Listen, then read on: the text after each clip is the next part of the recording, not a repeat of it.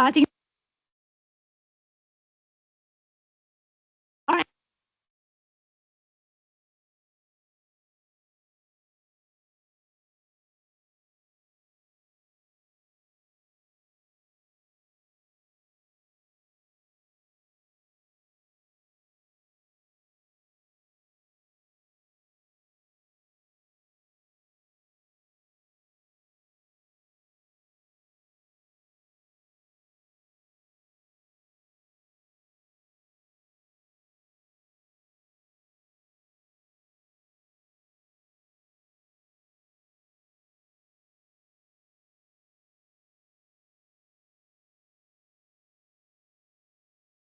good morning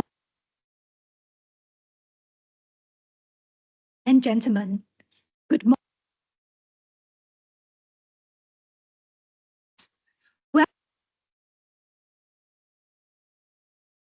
Welcome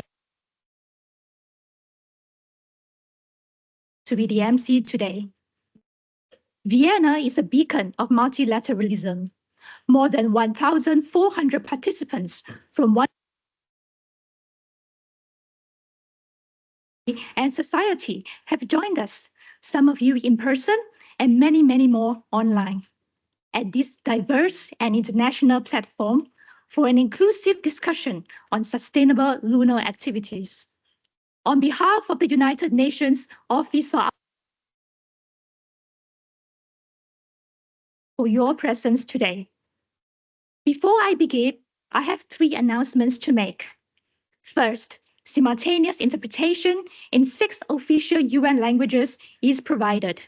The interpretation service will stop promptly at 1 p.m. and resume again in the afternoon session. We kindly seek your cooperation to help us keep the program on time so that participants from all over the world can stay engaged in our discussion. Dynamic coffee service is available at the coffee corner throughout the day. You may exit the conference room at any time to enjoy the coffee. Please kindly consume food and drinks before entering the conference room. Coffee is co-hosted by UNOOSA, the US Mission and Secure World Foundation. Third, this conference is being recorded.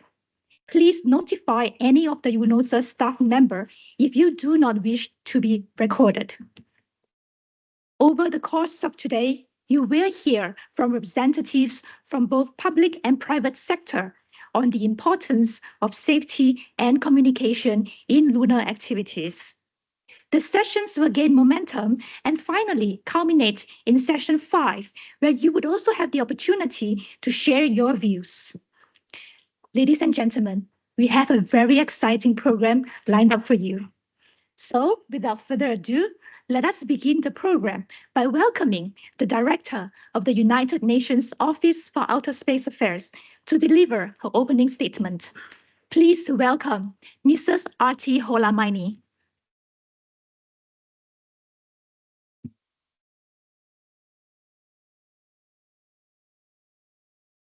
Thank you very much, Xingyi. Excellencies, respect and welcome now. In their numerous and diverse missions to the moon, whether or even the conference is the first dedicated opportunity to foster high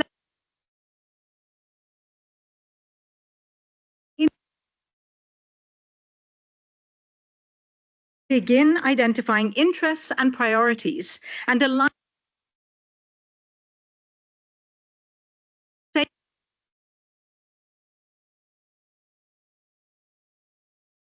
as the states and state connect by time in starts its deliberations tomorrow. And we hope that they will progress space matters, including lunar activities, for the benefits of all humanity. So what comes next? This conference, during the coming 10 days, COPUS will deliberate on the future course of action to ensure safety and sustainability on the moon, including the possible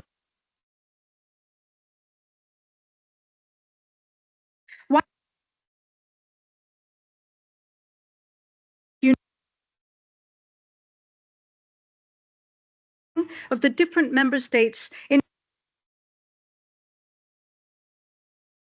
a meeting. No pressure.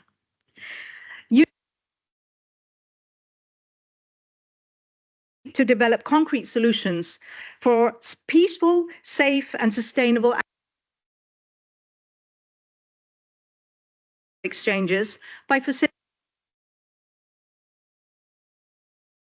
decisions. Before we begin, you kindly supported this event. The wake through for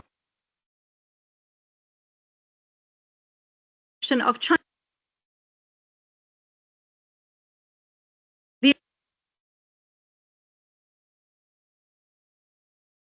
So we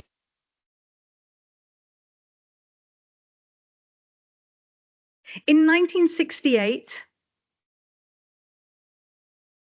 we can have the slide.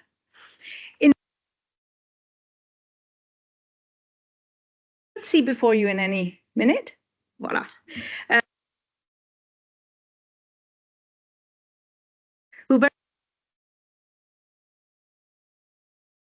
We saw our planet from the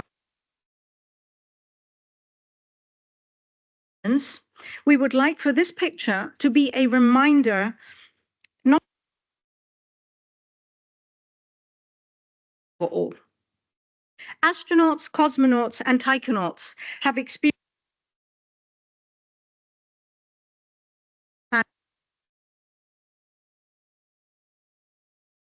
and we are and some online. To kick us off, Moonwalker, Dr. Buzz Aldrin.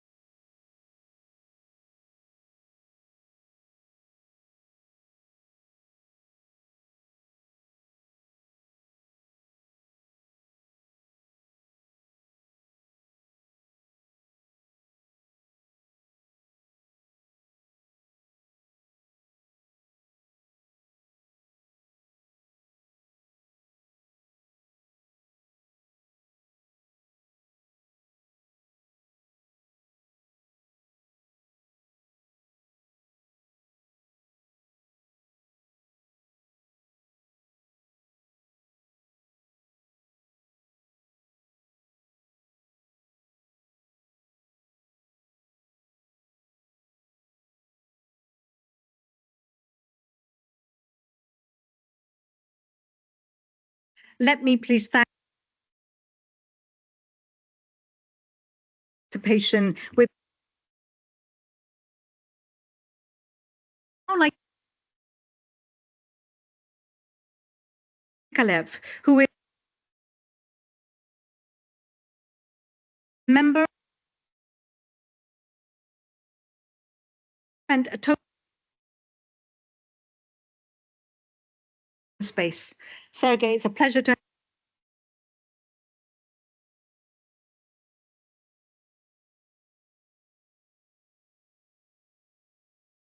Добрый день, уважаемые коллеги. Хотелось бы напомнить, что не началось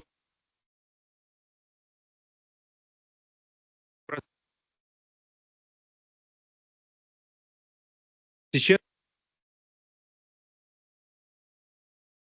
земную орбиту, но дальний космос пока еще только изучаем. Настоящее освоение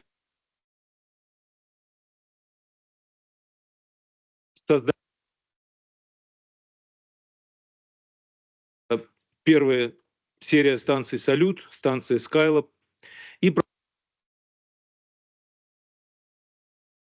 Space Shuttle.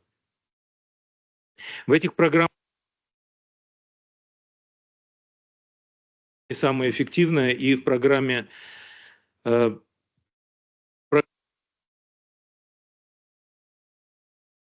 международное сотрудничество сейчас продолжает, и сейчас Тяньгон, которая тоже международным участием. Но,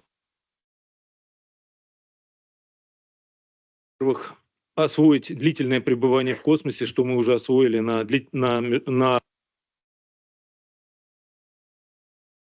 космического пространства, дальнего космоса, наверное, должна стать Луна. И мы считаем,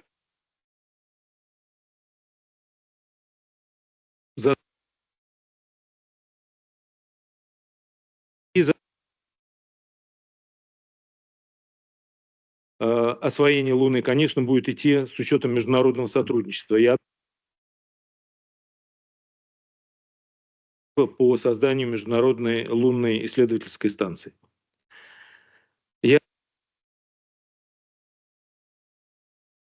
Нам исследовать Луну и заложит основы для будущего продвижения человечества в космос. Больше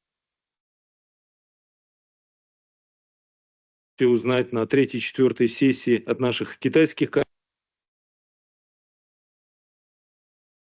Департамента международного сотрудничества Татьяны Тищенко. Но сейчас находится на присоединиться к нашему собранию.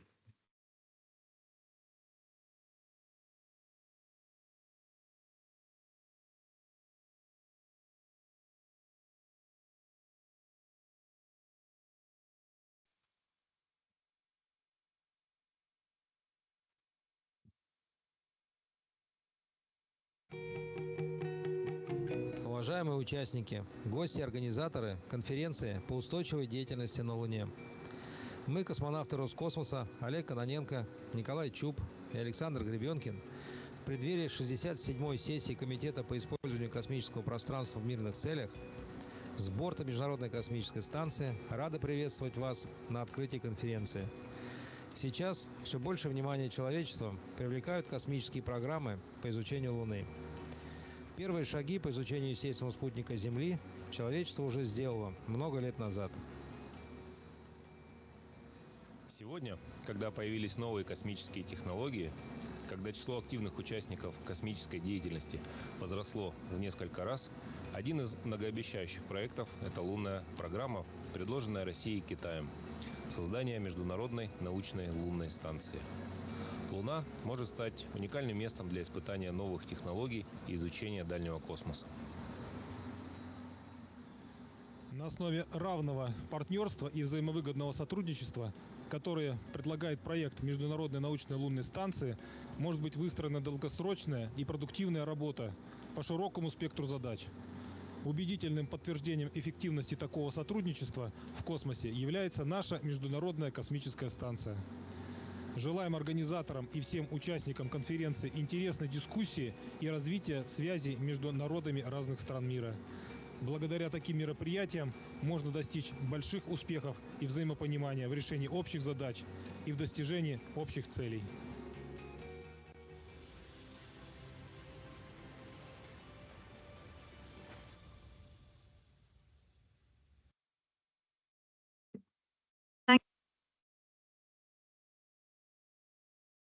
From the ISS. Next, I would like to invite was returning to Earth from his most recent space mission.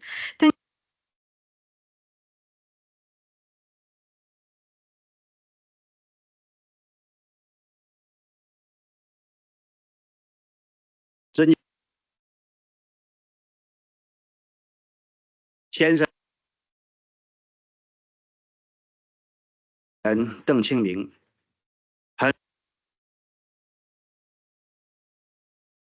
是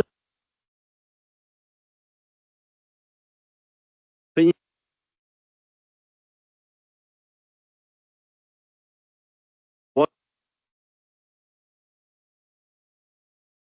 知中2019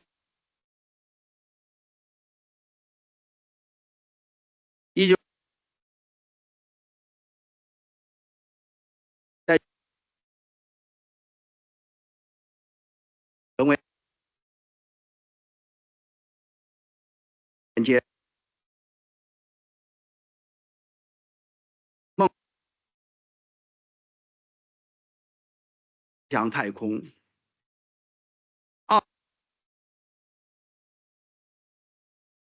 时代对要求，我亲身绝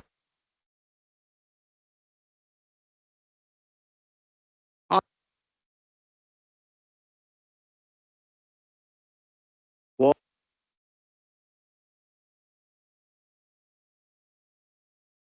中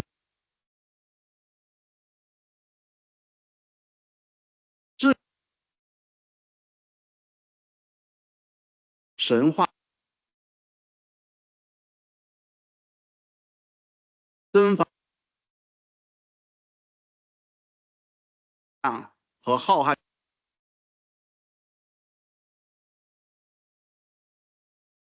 比如不忘是民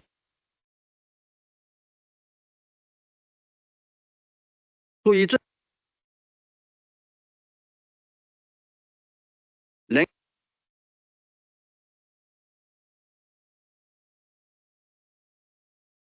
当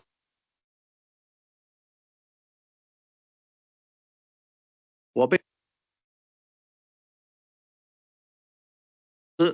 也在宇宙中的渺的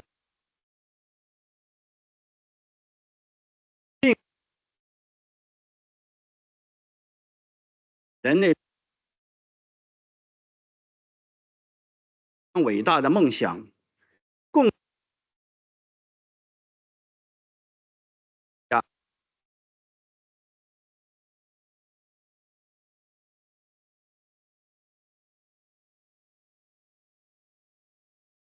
Thank you. So this will to invite the astronauts, cosmonauts, and taikonauts who we do have with us for what we hope will be a very constructive and collaborative conversation today. Indeed, all. And against that session, we will now move to the next session. Thank you.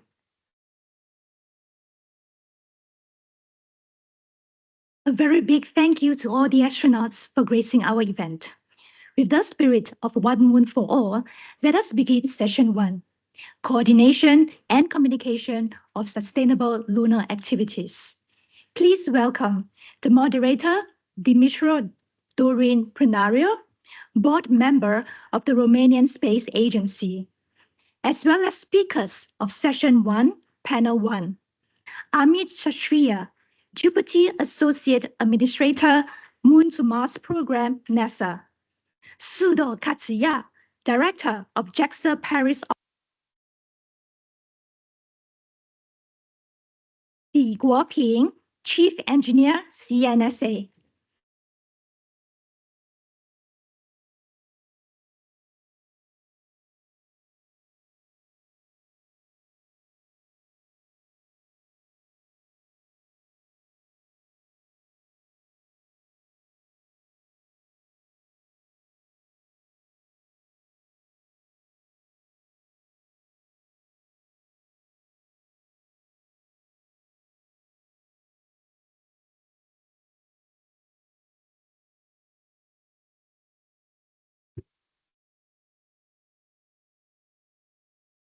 Distinguished participants, thank you all for taking part in this very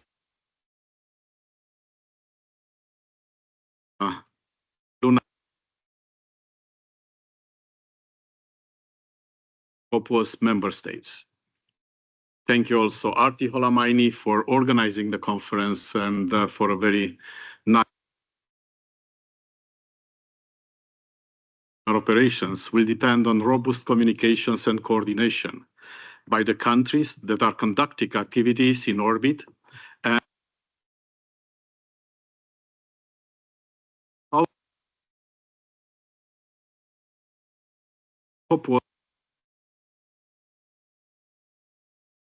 information to facilitate and coordinate lunar operations. With hundreds of issues, the threshold to react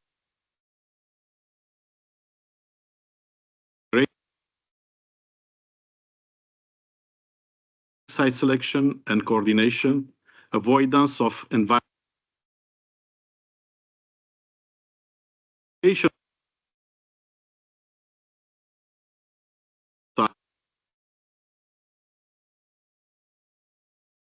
in this can also bring operating in close proximity to one another on the moon. Romania made of an action team on lunar will have focus exchanges to develop recommendations.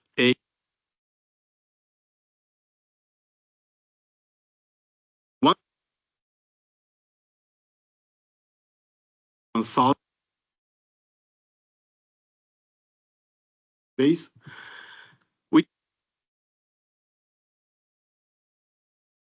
to foster international cooperation in the peaceful exploration and use of outer space and celestial bodies for the benefit of all humanity. Such a mechanism could provide many benefits or aspiring to engage in lunar activity, as well from lunar research and exploration. The creation of such a mechanism principles of information sharing contain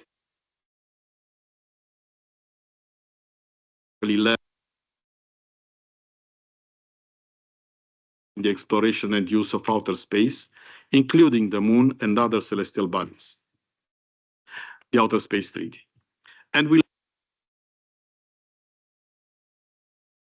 activity. The mechanism to facilitate and coordinate lunar operations. The share to the limitations arising from export controls, intellectual property protection, and not engage in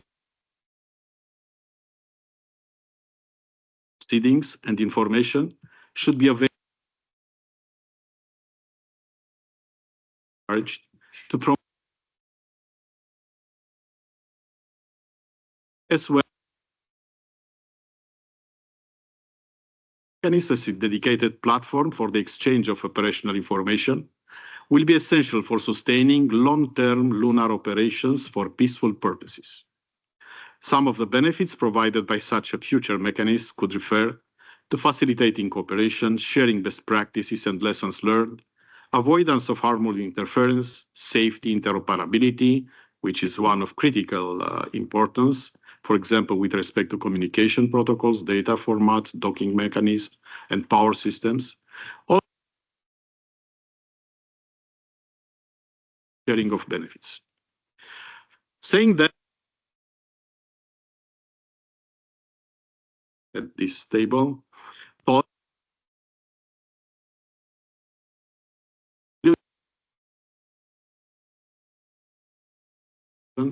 and what they see as the top 3 priorities for safety and sustainability on the moon.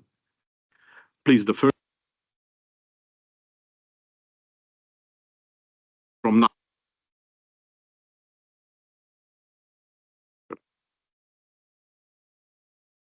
Thank you, sir.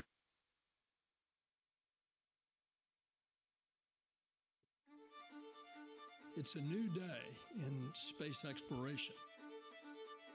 As we sail on this new cosmic sea, there's so much to learn. There's so much to be excited about. Artemis is different from anything humanity has ever embarked on before. And we will discover life-saving, earth-changing science and technology along the way.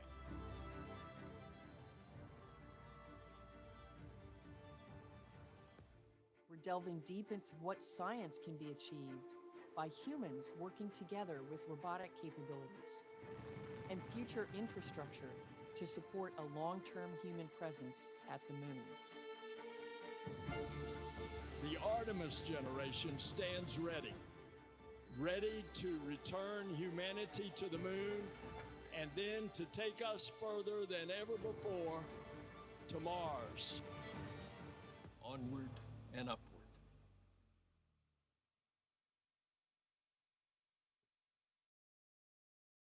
Thank you, Doran, for the opportunity to be here. Thanks all of you for your attention. It's an honor.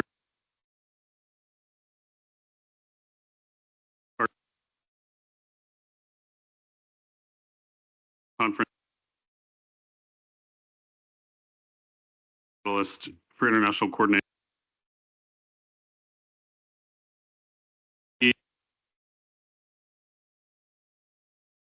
And I'm proud to say that NASA has been involved across the United States and throughout the world, tens of thousands of people and their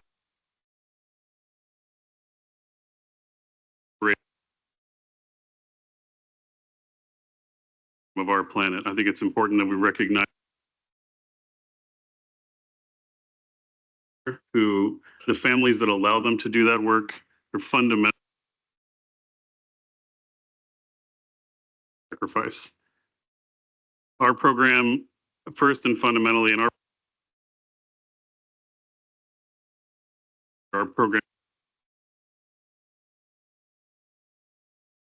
instance of that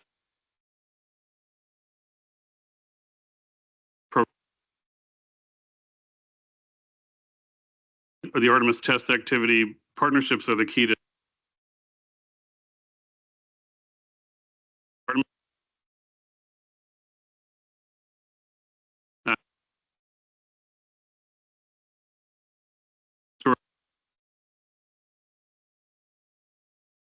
surface.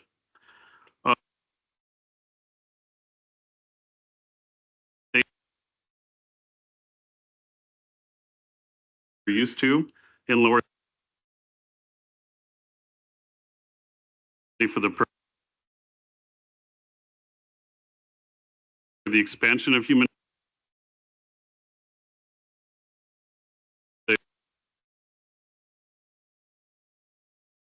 understand not just the moon and the witness that the moon is to the evolution of the solar system, but of why we are in the universe, us to take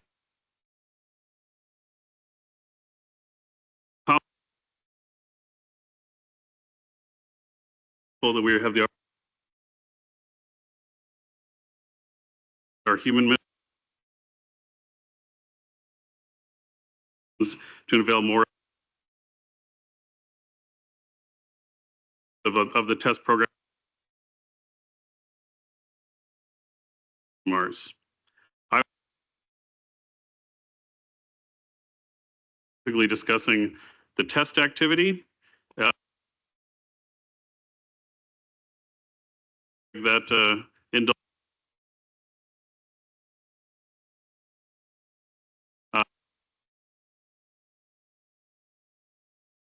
two more super heavy lift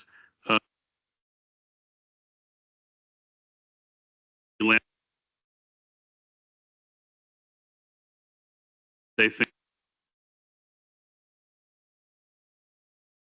crude test missions, but in reality, these land activities shoot well,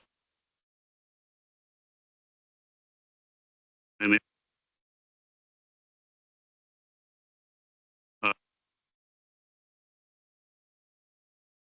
is the breadth of the Artemis test activity.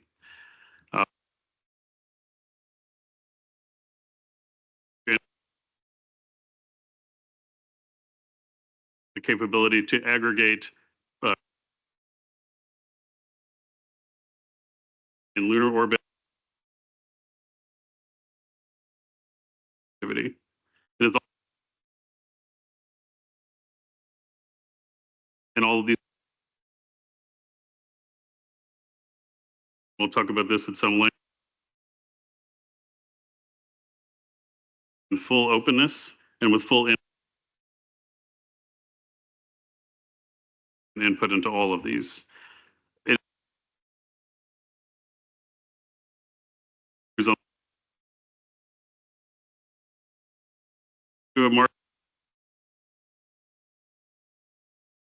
More detail as we progress. I will reemphasize the comments made earlier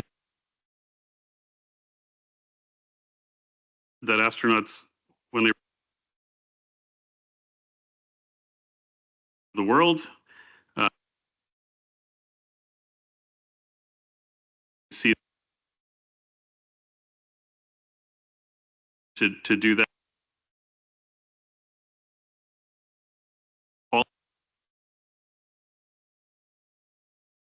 And learn about systems and robotic exploration systems. So not an artist to continue this legacy. Thank you very much. Thank you. You touch very important points on international cooperation and openness of the program. The next speaker on my list is Mr. Katsuya Sudo, the director of JAXA Paris office, International Relations and Research Development, Japan Airspace Exploration Agency. Mr. Sudo, you have the floor. Yes, thank you. Thank you, Mr. Brunari. Hello, I'm of JAXA. So thank you very much for inviting me in such a quite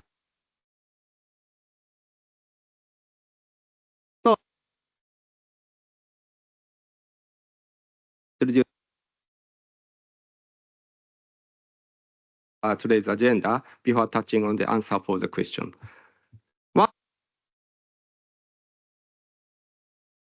activity was successful lunar surface landing by our smart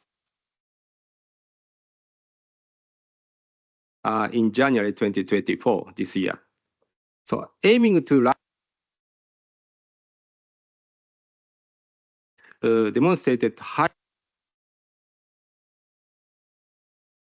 50 target point as a result. This technology will contribute to the future moon landing. So it may in future international space exploration programs in the safety manner. This is the second. It means signing of the lunar government and NASA, which includes the the human pressurized rover in collaborate with a Japanese private automotive company. The last activities.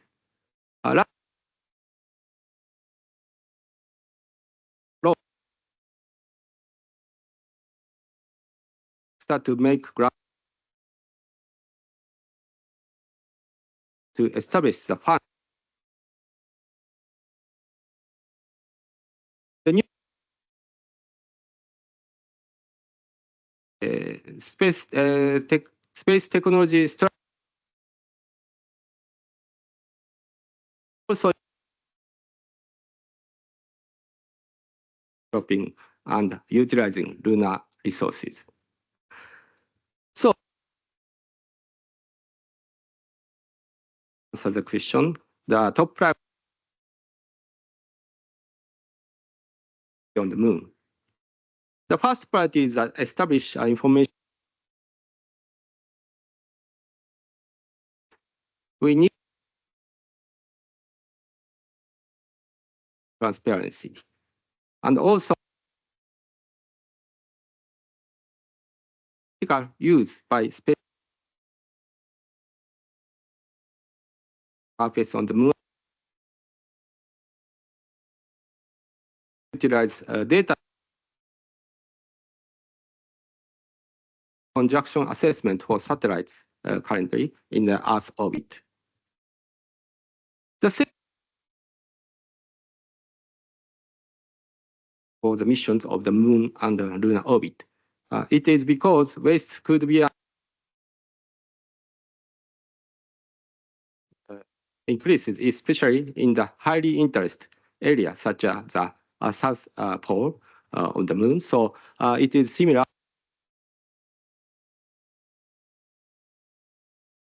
The south is and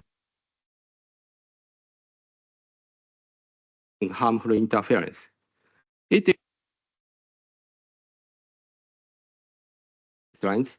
Therefore, Japan, I would like to contribute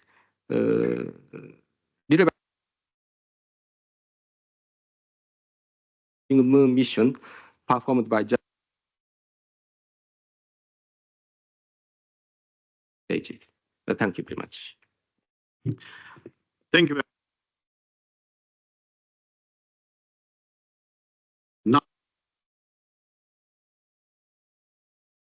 administration, Mr. Boping Lee. You have the floor.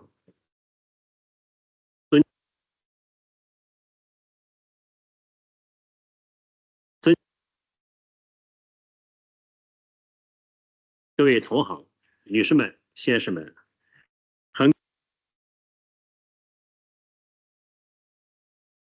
我谨代以及霍拉曼尼司长为组织本次大会所做的努力，为全球航天机构提供了就月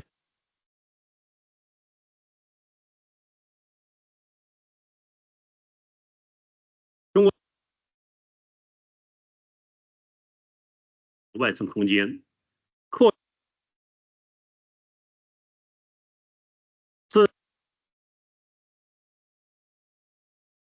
实施以来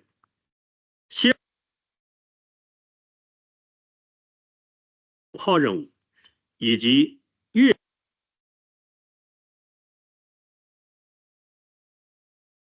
原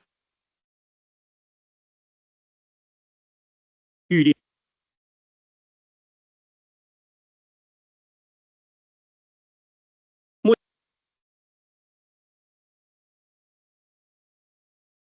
嫦娥实施了月球背面的采样，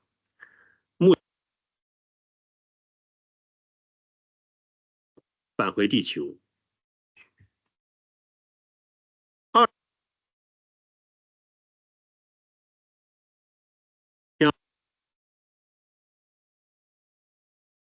巡视和飞跃探测。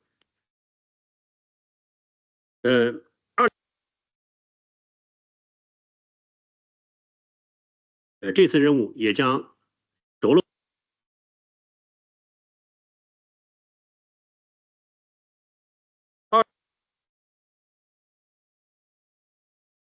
建设国际月球科研站，实现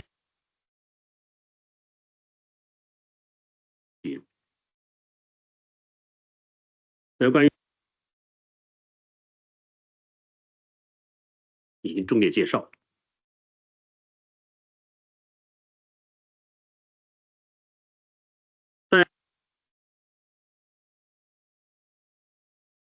其中，2020年发射的天问1号火星探测任务，在一次任务中实现了火星环绕、着陆。中国任务实现近地小行星取样返回和主带彗星的环绕探测。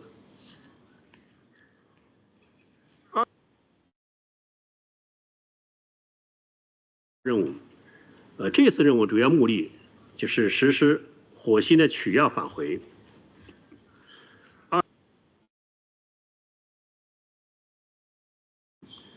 将和行星际的穿越探测。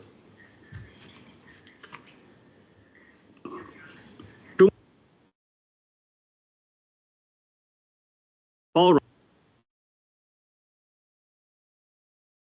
工程项目的国际合作，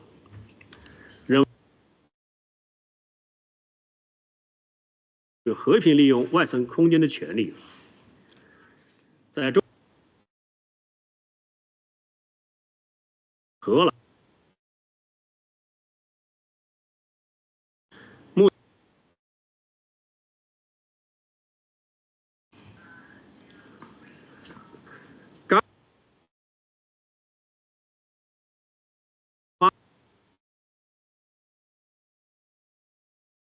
已取得了重要的科学数据。在后续嫦娥7号任务中，我们非洲、美洲国家和国际组织。那么去年我们还向国际社会提供200公斤的载荷搭载空间，期间国际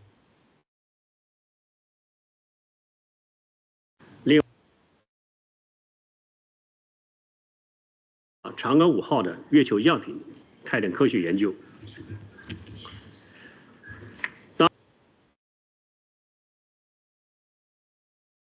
带来的新的挑战中，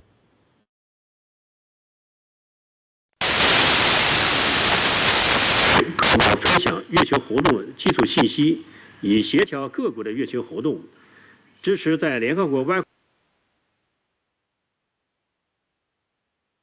对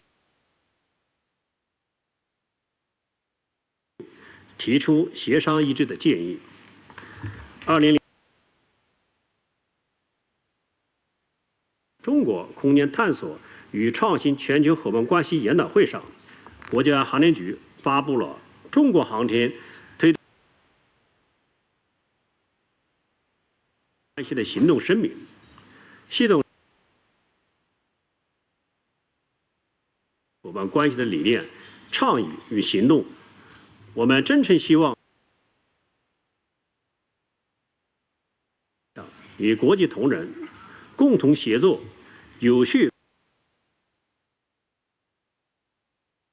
月球。谢谢。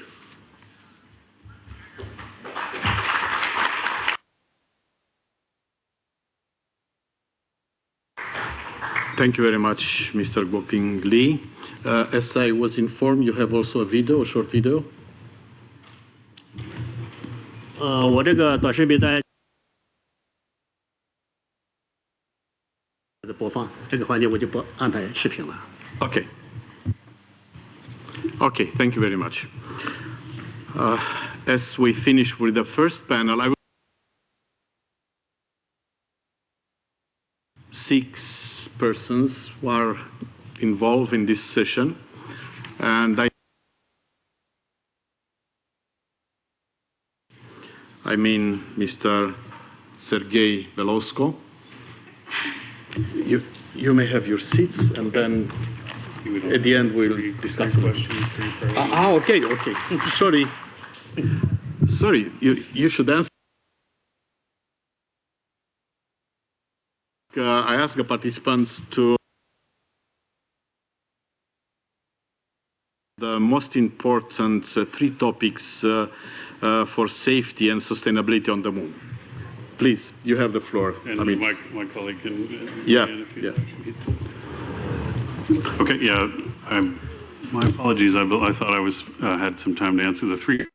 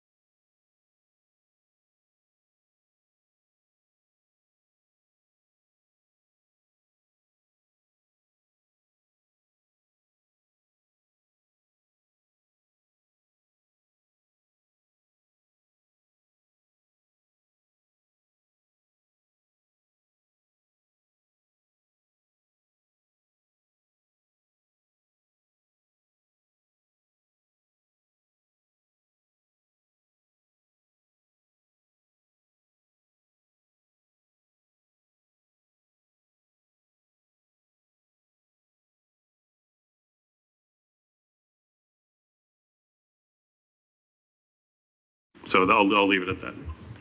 Thank you very much. Now, Mr. Sudo. Oh, yeah, I already maybe answered the 3 priorities already. Yes, thank you. That's Okay. Mr. Li, you have the floor.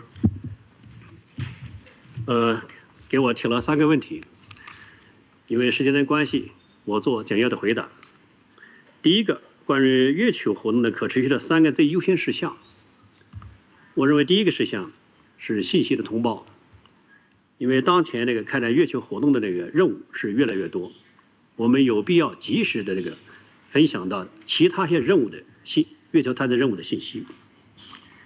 第二是国际合作，我认为所有国家均应不受歧视的平等参与的合作的权利。在我们的工程里面，我们欢迎更多的国家能参与进来这项工程。第三是成果共享，我们希望要推动月球活动所取得的成果，特别是要考虑发展中国家的需要来进行共享，提升发展中国家航天的能力，促进月球活动的可持续发展。那么应对这些挑战，我们认为优先的事项，要处理哪些机制，应该是在联合国外会的框架下成立一个专门的工作组或者行动组。刚才我已经提到了主持人先生也提到这个问题，应该在这个工作组下，由各国成员共同参与，来开展一个关于国际月球规则、标准这方面的制定，来应对解决这些问题。回答完毕，谢谢。Thank you very much. Now we improve a little bit the work of this panel. And we have 10 more minutes for questions, discussions, and comments on the presentations of the first three panelists. Please, distinguished delegates, you have the floor.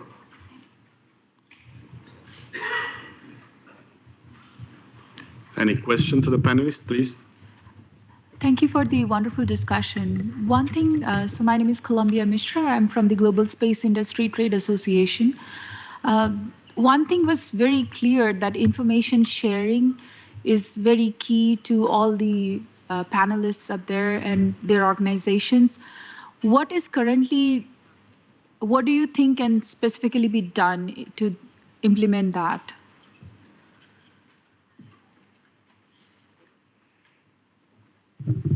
So, who wants to answer? Please.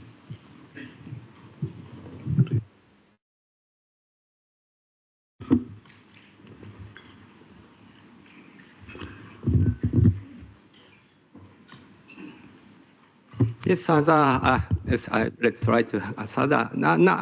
As I mentioned, now is the current information sharing mechanism in only the low Earth orbit. I think that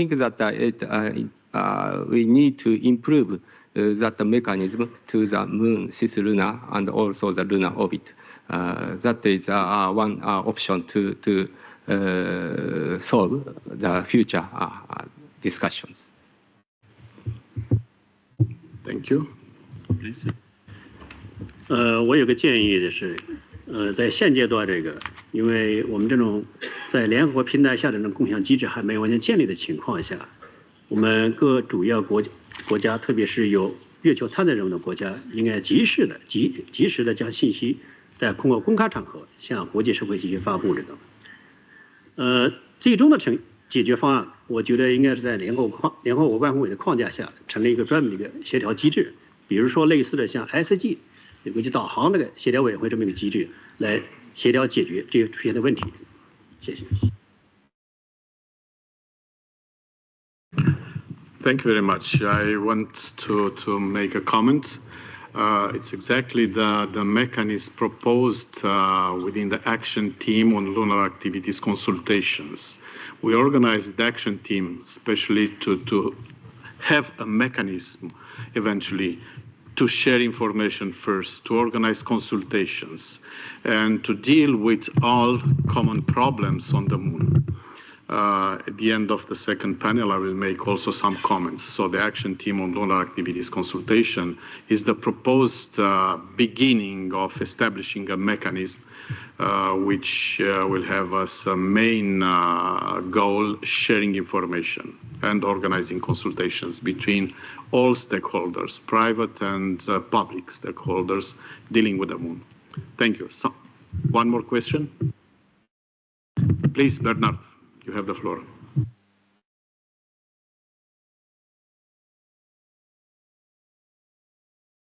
I'm Bernard Frank. I used to work at the European Space Agency, where I led the first mission to the Moon this millennium. It was a smart one.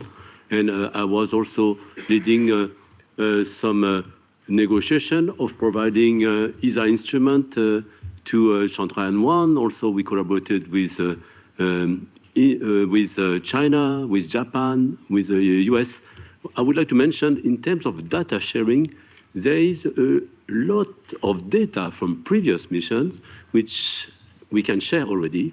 And the various space agencies have established a platform, not only for scientists, but also for public, in also common standards. So that's a good way to start. So I think that we could also employ some of these scientists to help your endeavor, because we have the maps, we have the information on possible resources, places for illumination, information about lunar environment.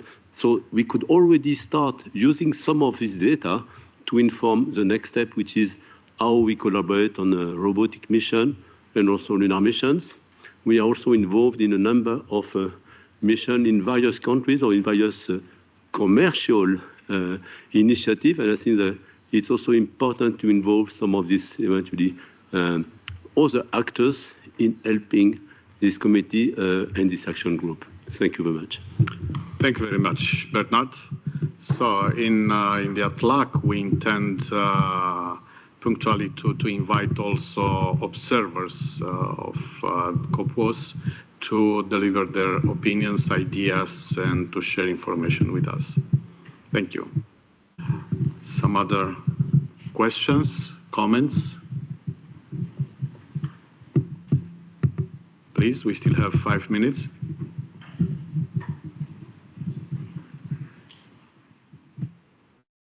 Any more? Then, thank you very much. Thank you, the panelists.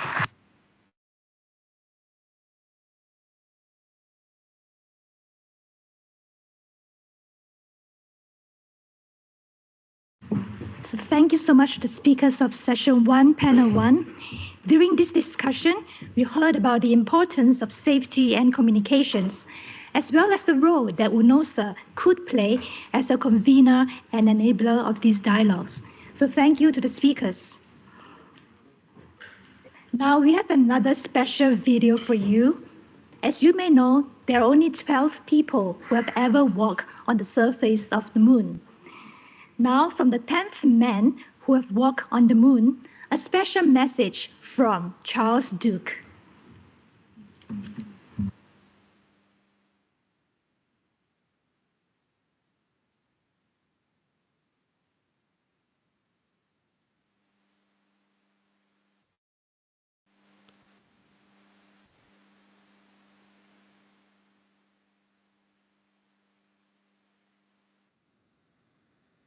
Рецеда треба да не заборави да шерuje сам и да почне од ново.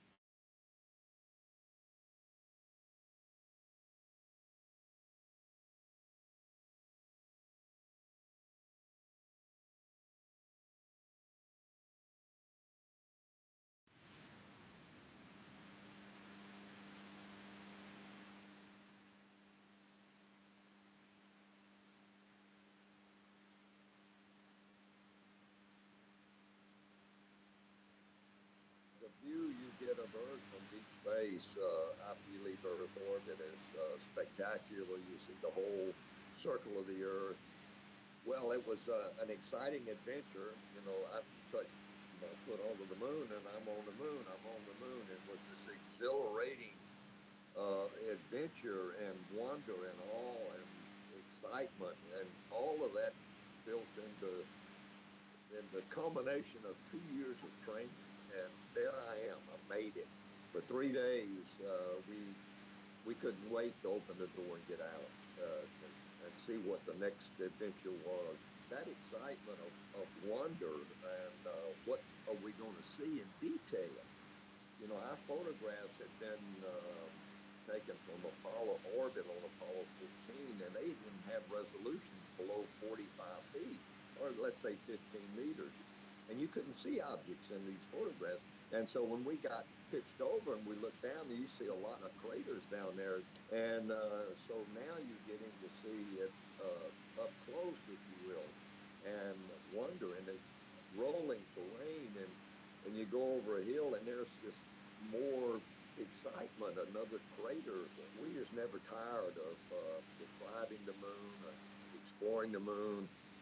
And at least half the world's population wasn't even born when we went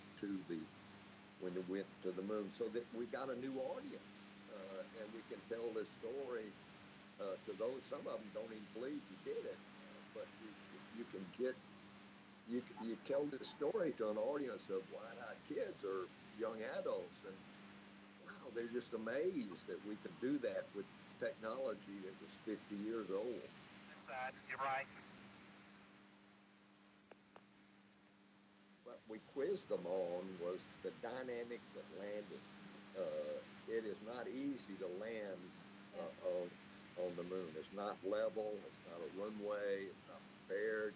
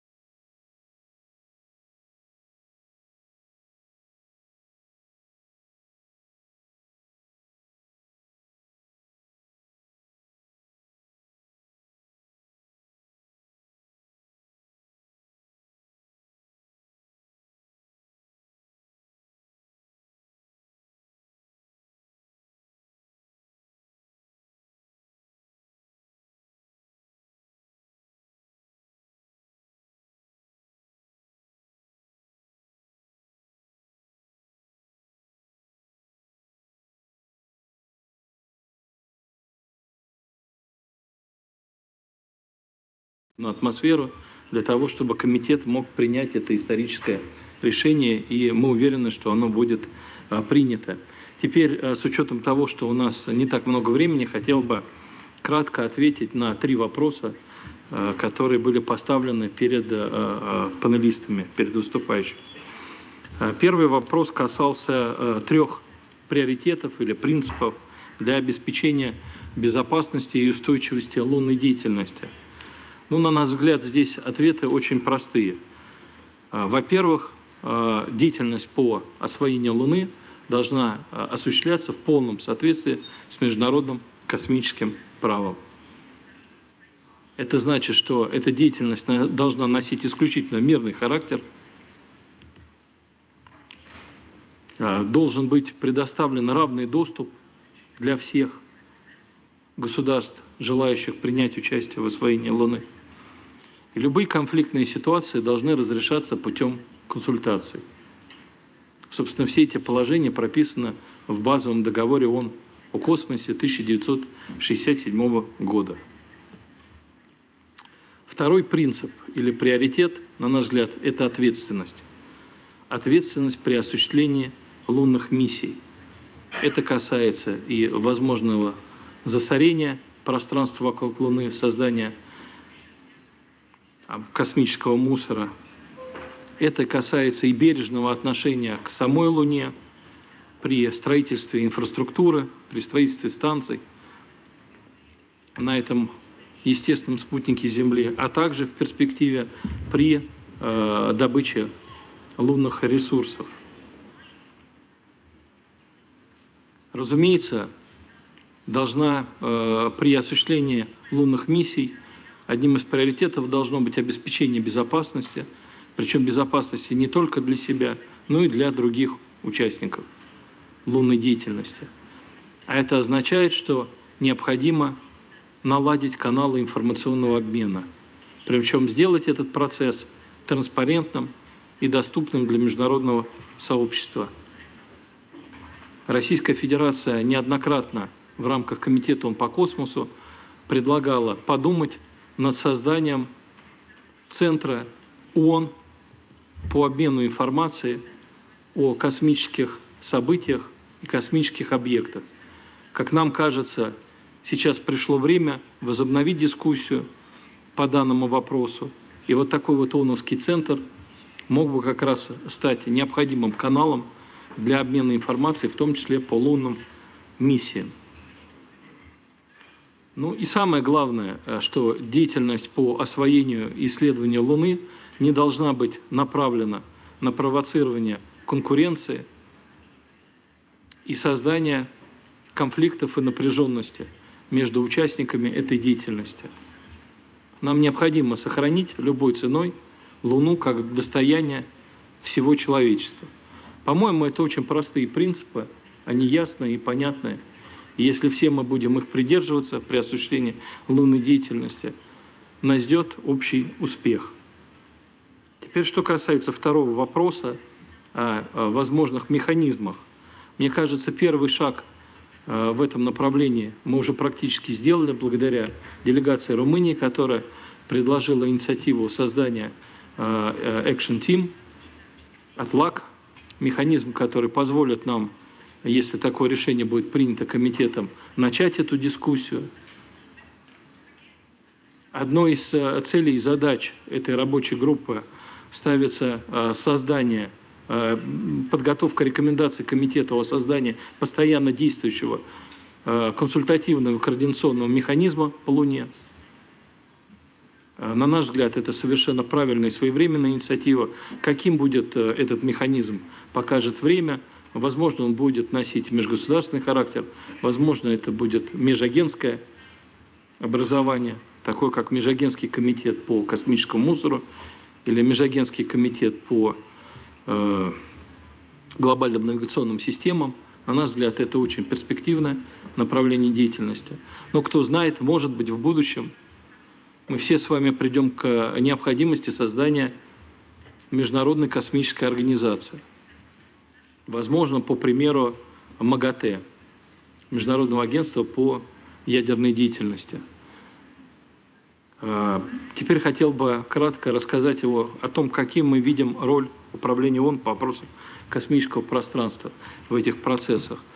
Конечно, УВКП в своем качестве постоянно действующего секретариата Комитета ООН по космосу играет ключевую роль и будет играть, на наш взгляд, ключевую роль в налаживании такого открытого, конструктивного диалога между государствами. Кто знает, возможно, в перспективе на базе управления ООН по вопросам космического пространства мы и сможем сформировать Международную космическую организацию. Для нас совершенно очевидно, что управление необходимо укреплять и с финансовой точки зрения, и с кадровой точки зрения, и мы всячески будем этому способствовать. И в этой связи мы хотели бы особо отметить инициативу нового директора УВКП и сформулированную ею стратегию лидерства УВКП. Я думаю, что мы будем еще это все обсуждать, но Российская Федерация будет готова очень конструктивно реагировать на такие инициативы. Спасибо. Thank you very much, Mr. Belosko. Now I give the floor to Mr. Shantanu Patavdekar. You have the floor. Good morning, Chair, Mr. Dorin, Director UNOOSA, my fellow panelists and the delegates. It's my honor to be present here in this session on coordination and communication of sustainable lunar activities. As everybody has already told, the moon is the most explored celestial body beyond the Earth, and we have witnessed a large number of missions to date and many more missions to come in the future. The presence of vital resources and the discovery of vital resources has really spurred new interest for the lunar exploration, particularly for the resource utilization, establishing human presence, and also building gateways for the voyage to deeper space. However, such intensified activities also raise concerns about the sustainability of lunar environment for unhindered exploration and utilization, and certainly it calls for the preservation of lunar environment for future scientific discoveries by the present as well as the future generations. Thus, it is very important to have the coordination and promote international cooperation for sustainable exploration of the moon. India's lunar exploration program started in 2008 with Chandrayaan-1, which has been an excellent example of international cooperation, wherein we accommodated more than 6 payloads of the spacefaring countries for the discovery of various resources. Then Chandrayaan-1 also, of course, enriched the lunar science globally with the discovery of water molecules on the lunar surface, and also did the mineralogical and chemical composition of the moon. Chandrayaan-2 orbiter also has been an excellent example. It has also gathered the highest resolution of 25 centimeters moon images, and we are very happy to share those images with the partner countries for definitely identifying the landing sites for safe and safe landing on the moon. It is with Chandrayaan-3, of course, in the August 23 last year, India has demonstrated the safe and soft landing on the southern higher latitudes of the moon, and of course the deployment of rover on the lunar surface. To continue the global exploration of the moon, ISRO is now planning to collaborate with JAXA. We will have our LUPEX mission for the exploration of volatiles and lunar water in the permanently shadowed region of the moon. India is also planning its next of the series, the Chandrayaan mission, to be very precise, Chandrayaan-4, and it is going to be a sample return mission from the moon. And then, of course, the roadmap of Indian exploration program will lead to Indian landing on moon by year 2040. If we talk about today's context in the operating in lunar environment and lunar sustainability, you know, the operating in lunar environment obviously differs from how we operate on Earth in several aspects. We have the complex multi-body dynamics, we have the higher observational uncertainty, and of course, for determining and predicting the trajectory in the lunar spacecraft. And as also told by Belowski, the presence of debris in the lunar orbit is detrimental to safe and sustainable operations. So all to do this, we really need to adopt the proper disposable measures at the end of the mission, whether you talk about the spacecraft or the rover or the lander.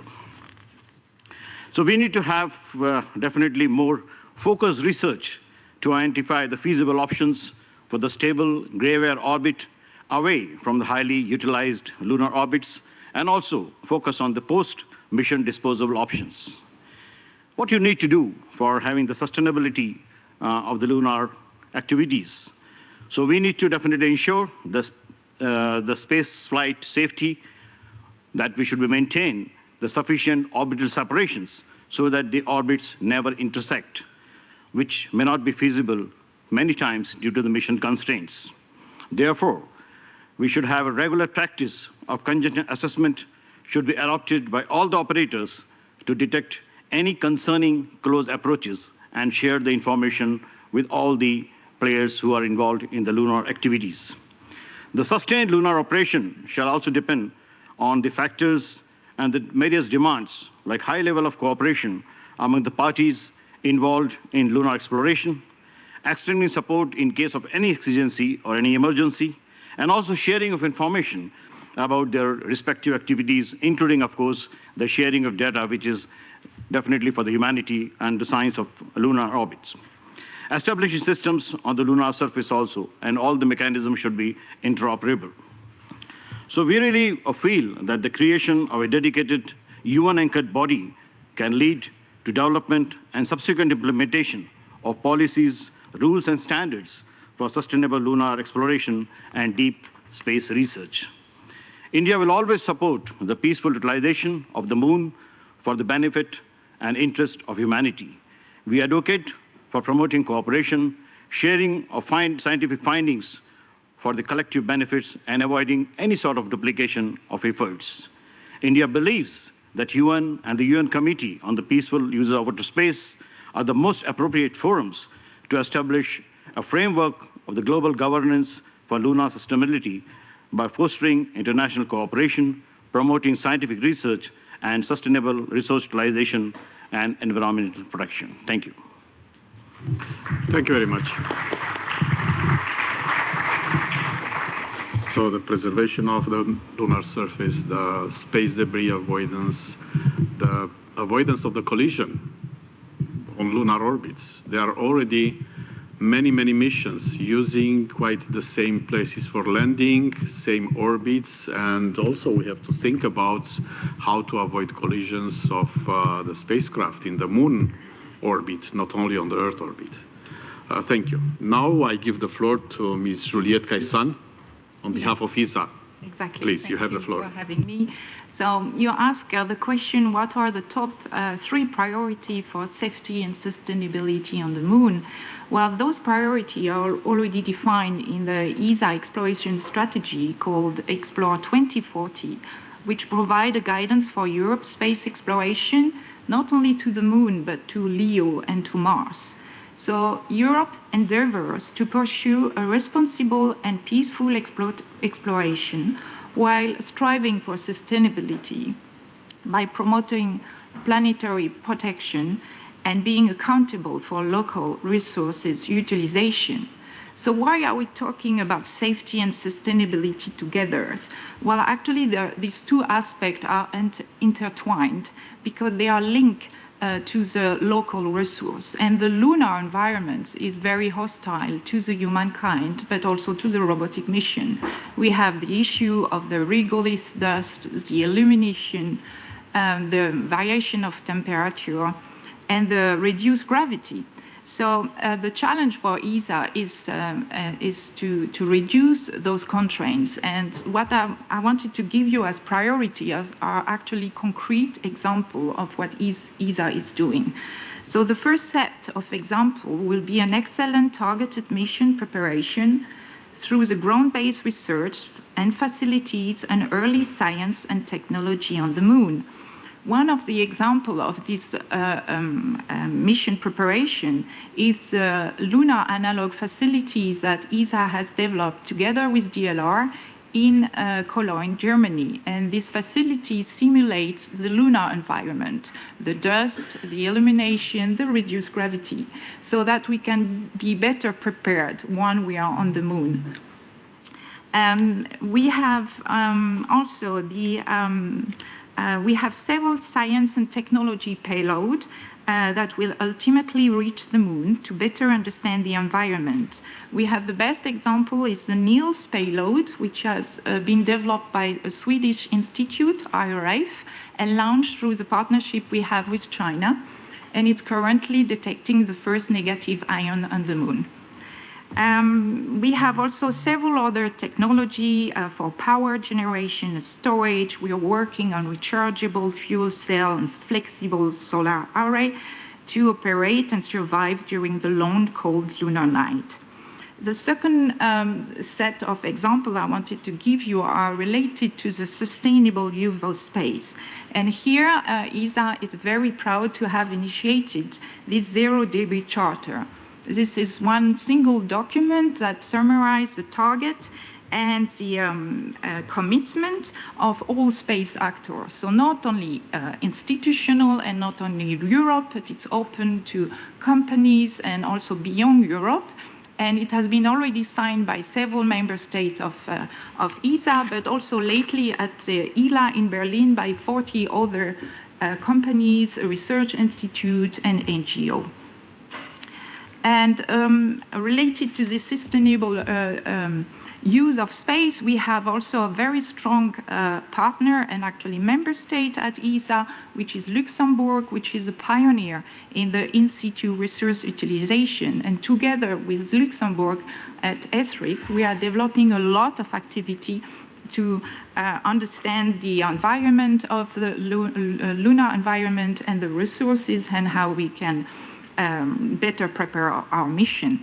We are also creating, we have also technology and activity trying to create their own fuel from the local resources and solar energy. And at ESTEC in the Netherlands, we already managed to extract oxygen from the regolith.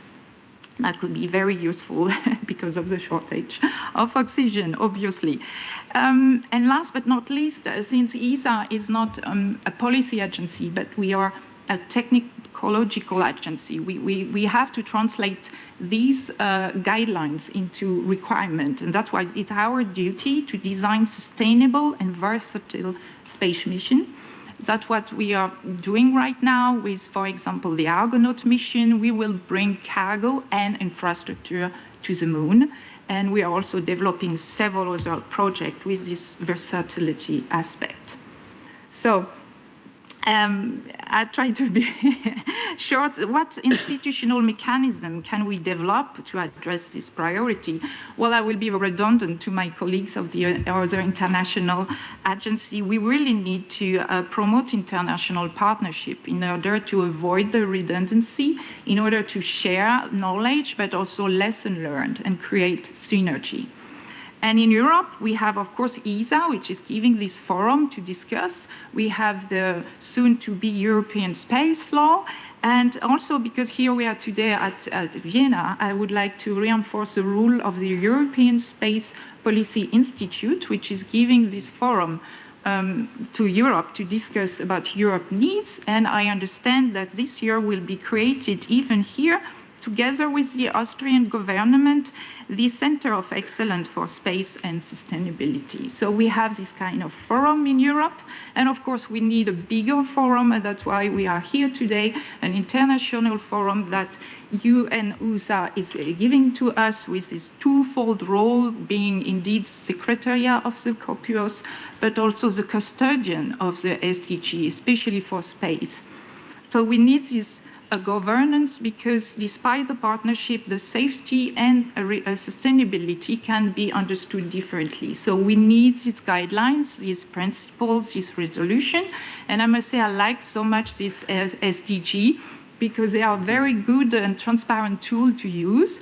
So you can go on ESA website and check actually on the SDG where ESA is. It's a very good tool for us to check where we are, but also for the citizen to check if we are in line with those guidelines. So we really need the key role of UNOOSA to indeed to achieve our mission of a responsible and a peaceful space cooperation. Thank you. Thank you very much. As we notice, Thank you. Europe represents a very complex entity, and the European Space Agency, having 22 member states, is also a very complex institution that deals with many, many problems and solving many problems with the help of all member states. Thank you very much for your comments. Now, you have the floor if you want to ask something, to comment, and I encourage also the speakers, including the previous ones, to address to each other and to comment on the topic we discussed about. Thank you very much. So from the conference room, any comments, any questions? Please, you have the floor. I suppose I'm the least shy person here. Again, Columbia Mishra from Global Space Industry Trade Association. Clearly, there is a theme.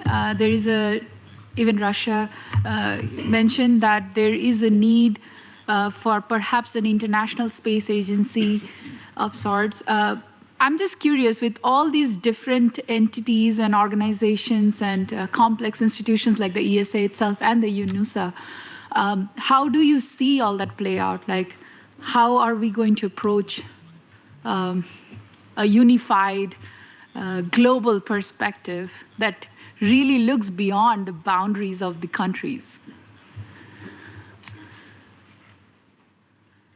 So, you have the floor.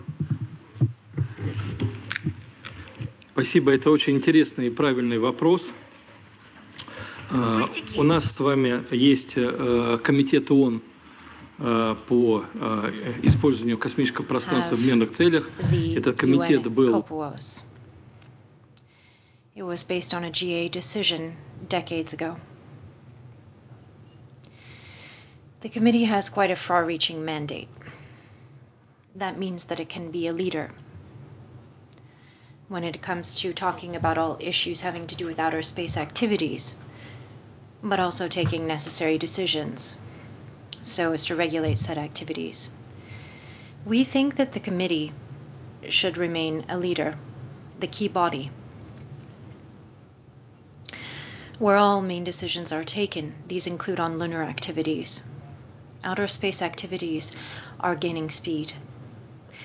They're becoming multifaceted. We know that other international organizations, including in the UN, like the ITU, the ICAO, and others, are now discussing issues which directly have to do with various aspects of outer space activities. What we think is essential now is ensuring that it be on COPUOS that decisions are taken. Again, that the committee continue to play a key role and that the agenda remain undiluted and that issues not be discussed on other platforms. Because again, as I said, we have a GA mandate. So it's important that all of these decisions be taken on COPUOS, indeed. When it comes to the idea of creating an international space organization or agency, is probably not something we'll decide on today, but we will at some time. Outer space activities, as I said, are growing as well as the number of participants. As you know well, UNOOSA is a rather small organization. It has its limitations. With time, the number of requirements and obligations and even functions that we're asking the office to carry out mean that it would need to be transformed into a larger structure. Now, again, this is a discussion for the future, but we could imagine that USA might become an international space agency and that COPUOS would become some sort of international organization. We're talking about the future, though. Thank you. Some other questions, comments? From the podium here. Yeah, Do you want? Yes, sure. You may develop your statements now if you want, and even address the other colleagues. Yes, thank you so much. I think I fully agree with what my Russian colleague just said. We have, as I said, already a European forum where we can discuss this regulation, and we have the international forum. I think maybe the challenge, and it will maybe be the discussion of other panels, is here we are talking about institution. So we are the space agency representing member states. The space is changing, and we have more and more of private entities.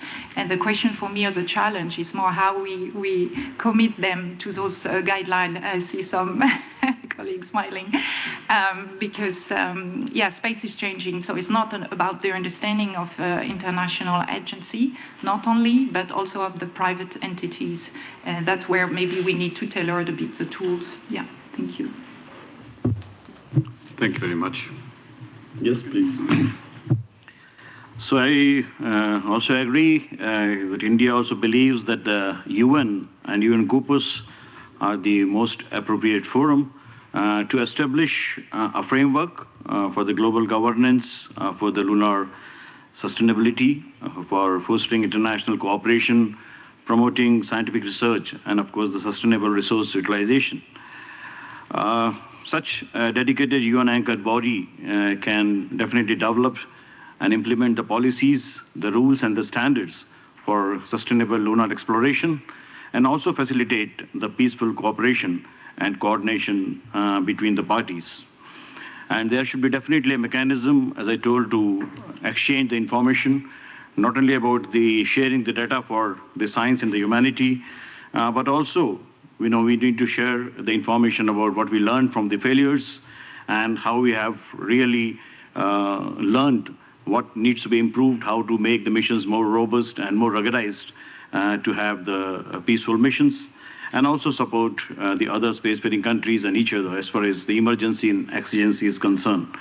And the most important part is, of course, to have the post-disposable measures in place to really have the complete protection of the lunar environment. Thank you. Thank you very much. Comments? Questions? Sergei, if you have to add anything. Okay. So we see a real desire of cooperation, of sharing information, of exchanging views, such way to have general understanding what happened in the world, what each side does, and with respect to the future cooperation possibilities between countries that now work separately. So we know that Artemis Accords have already 42 states that already signed the agreement. Also, the Scientific Lunar Station agreement also gathers some nations around that will contribute to the development of the systems of science. And as long as I know, you also invite non-governmental institutions to sign the agreement to take part in the cooperation. As long as we intend at the level of ATLAC also to lay off some information provided by NGOs, maybe including Mr. Kopingli, because you are still a panelist, but well, only 3 here and 3 there, to share a few things about this type of cooperation we envisage for the Lunar Research Station. Or you, Sergei.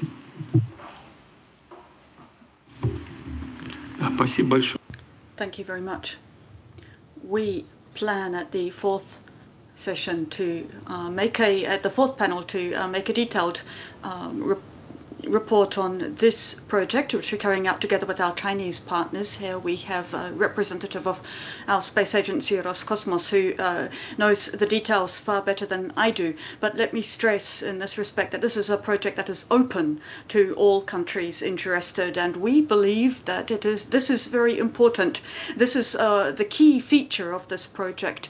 The future planning is being carried out on a non-discriminatory, open basis. Those space actors who wish to join in this project, as I see it, they would benefit from this. There's no conditions here. There's no additional obligations imposed on them, including any obligations of a political nature, but this would give them the chance to take part in carrying out a very ambitious project on exploring the moon, and we invite all to join. Thank you. Very much.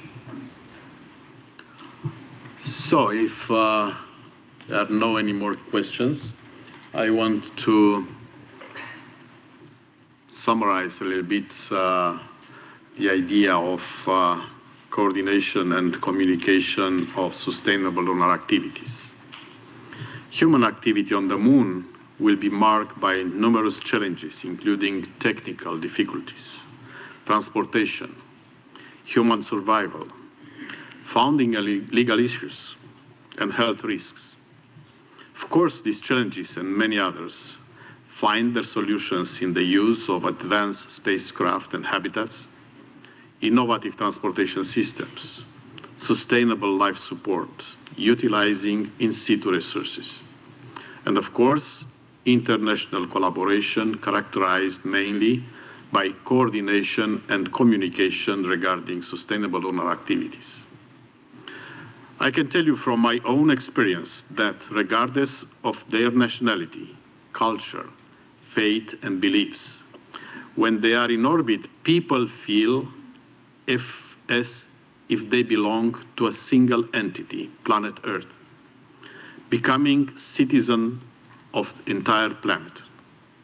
The need to communicate, to collaborate, to feel safe, especially in difficult situations, leads to the closeness between people, to finding common elements that unite them, to erasing the somewhat artificial barriers imposed due to the different considerations on the ground.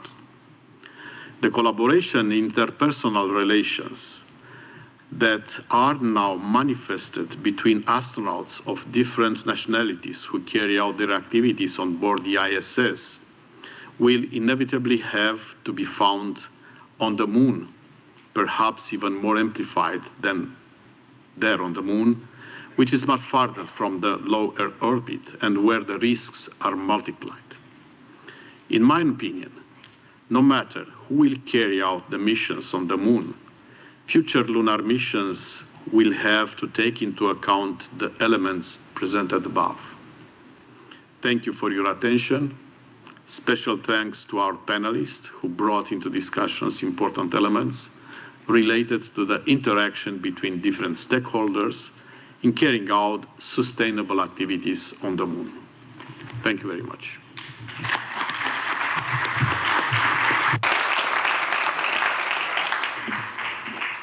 Thank you to the speakers of Session 1, Panel 2. In this panel, we heard about the importance of information sharing, coordination for safety, and the role of international cooperation. The speakers also mentioned the role of Corpus and UNOOSA as an indispensable forum for discussions on cooperation and coordination. But the panel also raised interesting questions about mechanisms to achieve that.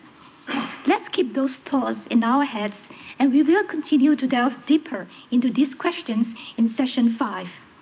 May I invite the speakers to return to your seats. Thank you.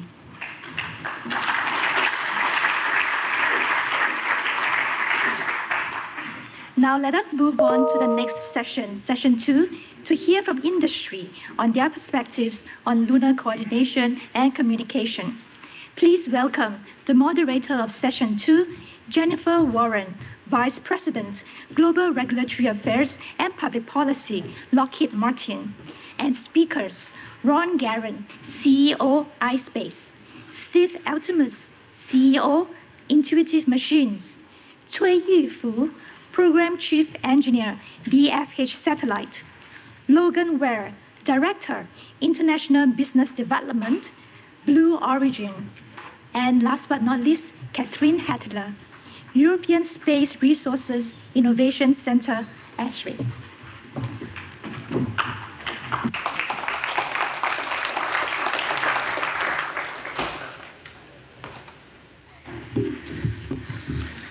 Good afternoon.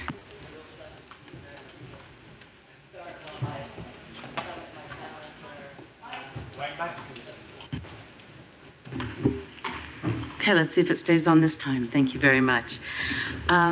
First of all, we'd like to, on behalf of the panelists, we'd really like to thank UNOOSA for creating this opportunity for the private sector, representatives of the private sector, to gather in front of you today and share our views on some of the similar questions that you just heard the prior session address. I think you'll find that as you hear from everyone, we have a variety of representation here, from those who've already touched the moon to startups whose ambitions are to go to the moon. And so they're all prepared to share their thoughts on lunar safety and sustainability, policy priorities, but through the business lens, and then the value of transparency and coordination of lunar activities to include commercial activities. Some might ask, though maybe not after the last panel, why the private sector is relevant in your forum here today. But as our ESA colleague noted, space is changing, and the private sector has become has quite a role in it. And I think it's safe to say that the commercial space industry views itself as a distinct stakeholder in the evolution of the lunar ecosystem, invested in ensuring a stable and sustainable environment. And so with that, I have one programming note. We've all agreed that since COPUOS has already taken the initiative to focus on space resources through the working group on the legal aspects of space resources, we are not planning to address that aspect of sustainability on this panel. But with that, let me turn to our panel and start with the first question. Again, very similar to the first question on the prior panel, but we're going to take each one separately. And I'm going to start with Ron. What do you understand as safety and sustainability in the context of commercial lunar activities? Well, thank you, Jennifer, and thank you, Artie, and UNOOSA for this invitation, this honor to be here. And I think safety and sustainability go hand in hand, and I think one of the main things that will enable long-term sustainability is profound collaboration, true collaboration. And I believe that action is motivated by one of two primary factors. One is fear, and the other one is awe and wonder. And if we think back to the 1960s, what got us to the moon the first time was, at least in part, fear. Fear that led to competition. But when we look at those two motivators, fear and awe and wonder, they're both very, very powerful motivators of short-term action. But only awe and wonder motivates long-term action. Only awe and wonder inspires people and organizations to collaborate and to see the bigger picture and to make self-sacrifices for the greater cause. And I believe that one of the reasons why we haven't been back to the moon as a species, why we haven't set footprints back on the moon in over 5 decades, is because that we went there in the first place out of competition. So we can get back to the moon, we can do amazing things on the moon, but we're not going to be able to have the sustainable type of operations on the moon that we want. We're not going to be able to have a significant permanent human presence on the moon if we don't first embrace awe and wonder and to go there together in a spirit of profound collaboration. And I think a perfect example of that profound collaboration is the International Space Station. Now, I think we all know that 15 nations built the International Space Station. Some of these nations weren't always the best of friends. Some were on opposite sides of the Cold War, opposite sides of the space race. Some fought wars against each other. But somehow, they all found a way to do an amazing thing in space, to build the International Space Station. They found a way to set aside their differences, to set aside fear, and embrace awe and wonder and do this amazing thing in space.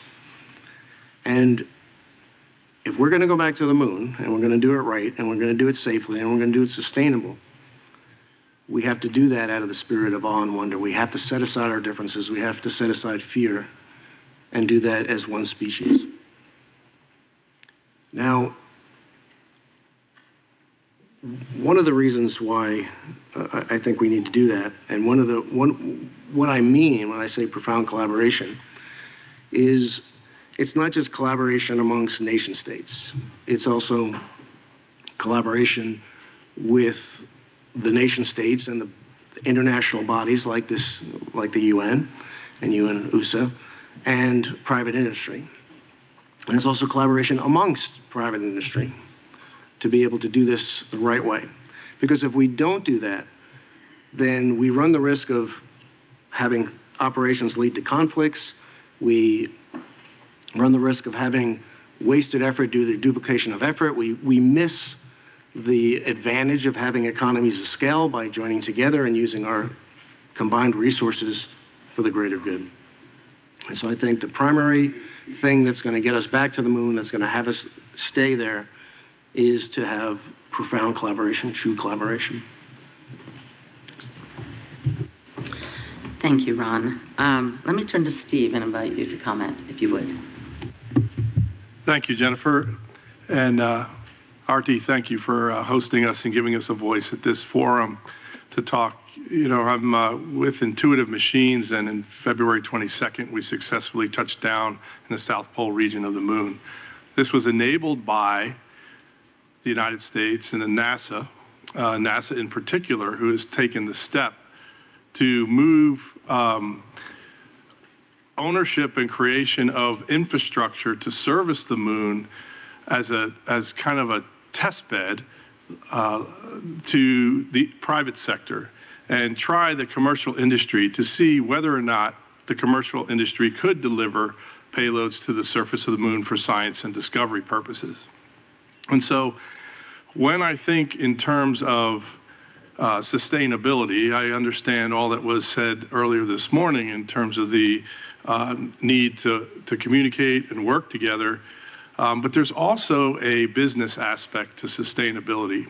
As a part of the commercial industrial complex, the commercial business needs sustainability to keep the programs sold, to be able to keep investment flowing into countries that want to contribute at the commercial level.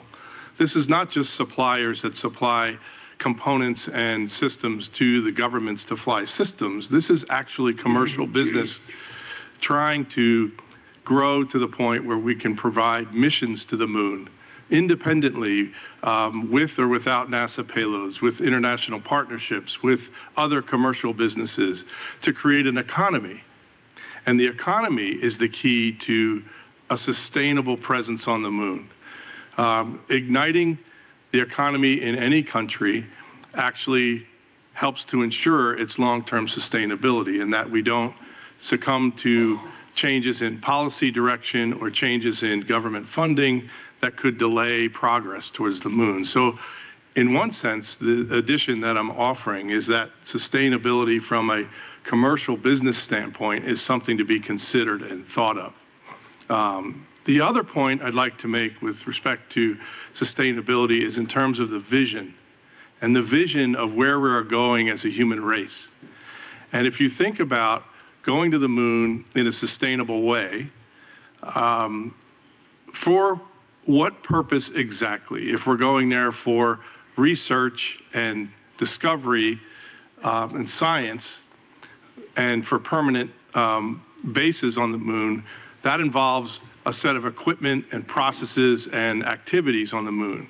However, if you look at the broader perspective of what it is that we're trying to achieve as a human race, and the next step that NASA spoke about was the Moon to Mars initiative.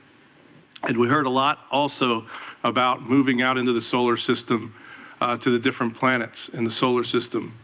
So if we're here to learn to live and work in space, and we're going to go beyond the moon to a point where we have to live and work, say, on the surface of Mars, that means the moon becomes a test bed that requires a different set of activities than just doing science and discovery on the moon.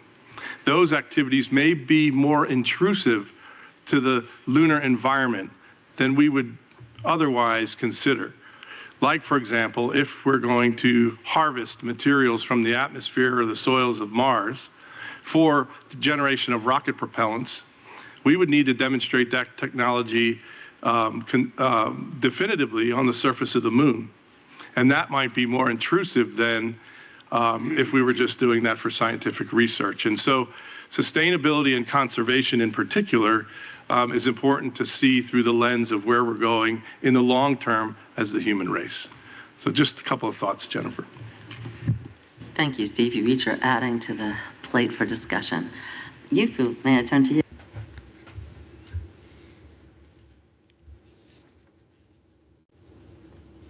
Ms. Warren, distinguished guests, friends, good afternoon. I'm very pleased to have the opportunity to participate in this session, Commercial Activities, Perspectives on Lunar Coordination, Communication. My name is Hui Fu, Program Chief Engineer from China Aerospace DFHL Satellite Company Limited. Basically, I like to share with you on the following points. The first of all is understanding of safety and sustainability of lunar activities. Its impact on the other lunar activities. First, we must guarantee the safety of its own equipment. We know the environment is. Lunar vehicles, spacecraft, we must realize the environment is complicated. There are a lot of obstacles. There are a lot of high requirements for the handling of the difficulties. Secondly, lunar space orbit transportation safety. There will be more and more spacecrafts in lunar orbit space, and their long-term monitoring, collision, and warning avoidance will be an important part of lunar safety in the future. Third, safety of lunar landing activities. Any lunar landing activity should consider the safety of existing landing bodies. Fourth, the safety of lunar astronauts. We know the environment is complex. We need to establish public emergency safety measures for future lunar landers to ensure the safety of the lives of the astronauts. Fifth, the safety of future lunar infrastructure. We know eventually man will set their foot on the moon. The system, the power system and the water security system, the safety of which will be considered. Sixth, technological safeguards must be in place. We need to establish as much as possible safeguards needed for lunar activities, such as lunar communication capability, navigation capability, all of which are for the purpose of enhancing technological safety of lunar activities. On the basis of that, the sustainability of lunar activities. Basically, there are several points. First, we need to work together to create rules contributing to the lunar sustainability. That is a key aspect. We need to ensure the rules are effective, fair, and enforceable. Secondly, technological innovation is a guarantee, effective means to achieve lunar sustainability. For example, waste treatment and reuse, and the use of resources. The technological means are very important. Third, the protection of lunar environment. All the stakeholders, those commercial and non-commercial actors need to work out something proactive to avoid harmful pollution of the moon. Fourth, which I think is also a very important link, that is the international cooperation is a must for sustainable lunar activities. building a lunar development family, realizing win-win cooperation, and ensure sustainable lunar activities. So basically, these are the considerations from the perspective of safety and sustainability. Thank you. Thank you, Yu-Fu. That was very helpful. Let me turn to Logan. Thanks, Jennifer, and good afternoon, and thanks, Artie, for the invitation. Blue Origin is quite privileged to be here listening and learning from much of the discussion and officials that are here. Blue Origin views safety and sustainability in a few ways. I'll start with safety. Essentially, Blue Origin in the near term is largely focused on its contractual obligations with NASA, and it's going to be pursuant to those obligations in the near term. For us, that means building very large infrastructure for transportation to the surface of the moon, and we're quite proud to be partnered with Lockheed Martin on a very large contribution to Artemis with regard to the Sustaining Lunar Development Program. Safety to us is really ensuring that all actors are acting with due regard for their activities and the other activities of those other actors. I appreciate our government's efforts with regard to the Artemis Accords in doing that international cooperation for transparent communication, transparent cooperation that should ensure safe activities on the surface of the moon and in the cislunar environment. Sustainability, I would touch on 3 points. I'm going to echo Steve's points on sustainable funding and a sustainable business case for commercial actors and industrial players in the cislunar space activities and operations. That's critical, and we see the Sustaining Lunar Development Program as being a very good example of public-private partnership, which essentially helps to build these capabilities in this large infrastructure, and NASA is contributing significantly to those lunar transportation capabilities, and so is industry. The second piece that's quite important from a sustainability standpoint is the environmental point, which is all actors acting with a green consciousness in essence. And walking in, I saw the Sustainable Development Goals on the wall, and I promised Artie I wasn't going to talk about our space resources initiatives, but I think acting on the surface of the moon in a clean way not only respects the lunar surface in the cislunar environment, but also the surface of our home, of Earth. And finally, and this is quite important to Blue Origin, sustainability will not happen without support that engages the next generations. Handoff from generation to generation to pursue this very long-term vision is critical, and that's critical to Blue Origin's mission as well as our non-for-profit in inspiring the next generation. Jennifer?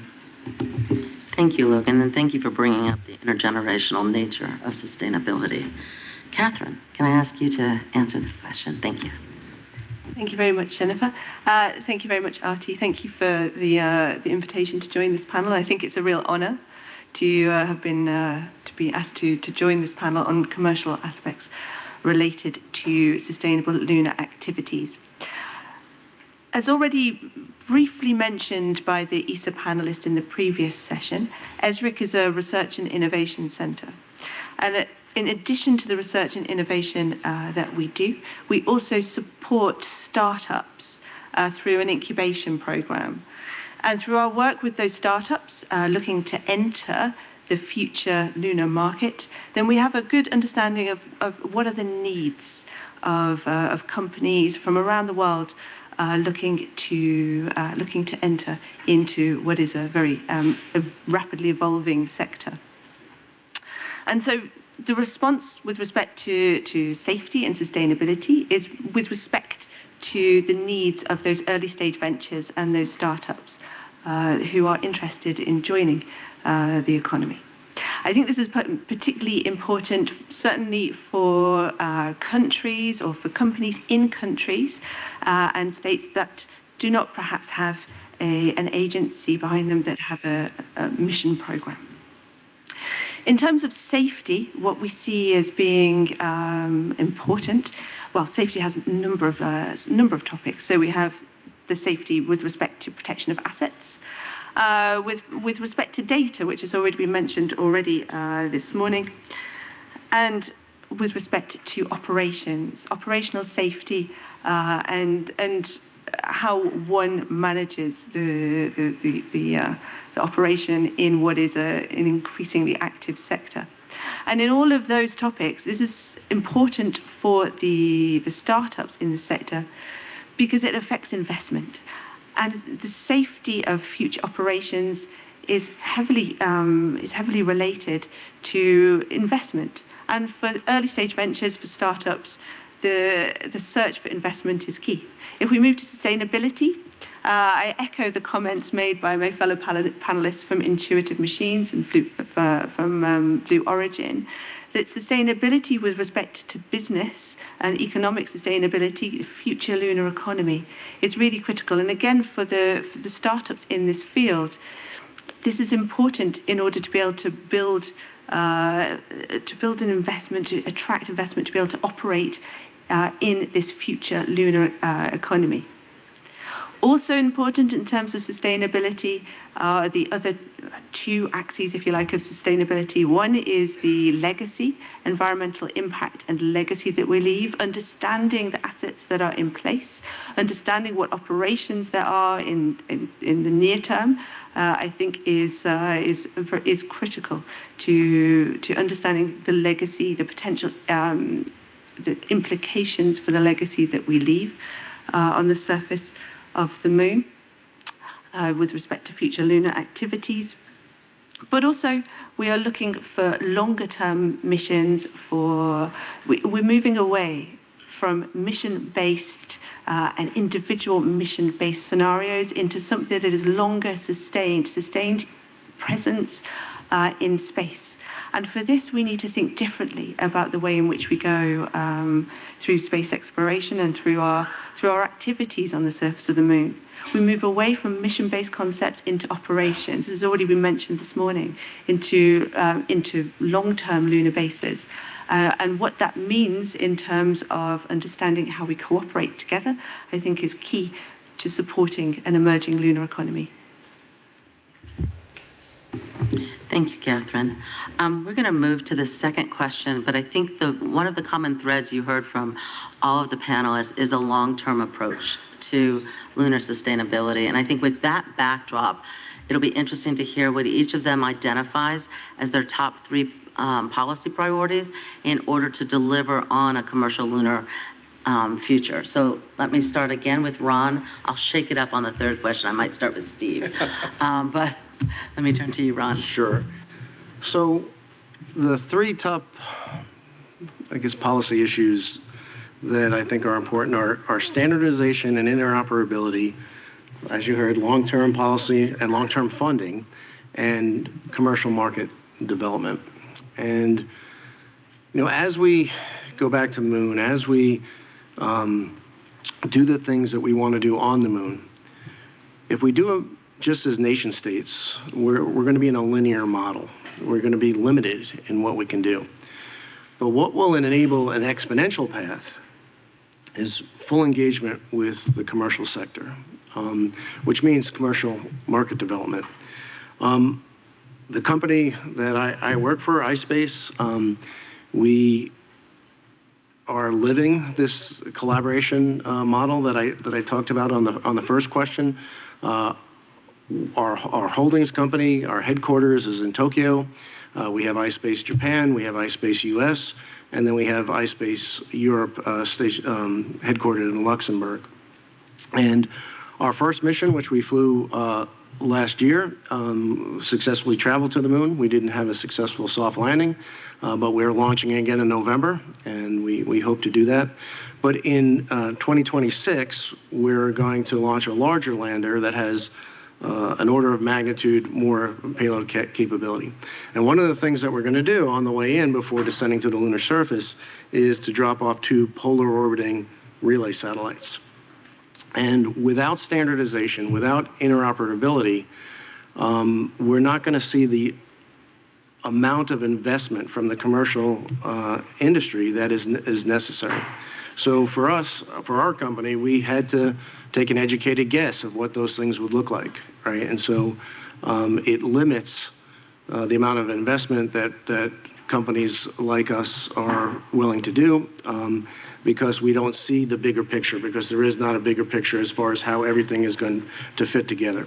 And again, interoperability reduces that duplication of effort. It enables economies of scale, and there needs to be a really robust engagement with the commercial sector to enable to have that market take off, that cislunar ecosystem take off, and to establish that exponential growth. And one of the main ways to do that is by moving away from a very short-term time horizon, a very short-term funding horizon, into having that long-term strategy where companies can see where they fit into that and how they can contribute to that more successfully. Our vision at iSpace is we want to be a company that helps enable the infrastructure necessary to have a significant permanent human presence on the moon. And we define that as having 1,000 people living in and working on the moon by the year 2030. And so that is what we're looking to do, and we need this robust collaboration between the public and private sector in order to enable that. So thank you. Ron, thanks for putting the timeline out there. That should be a motivator as well. Steve, let me turn to you. Okay, thank you.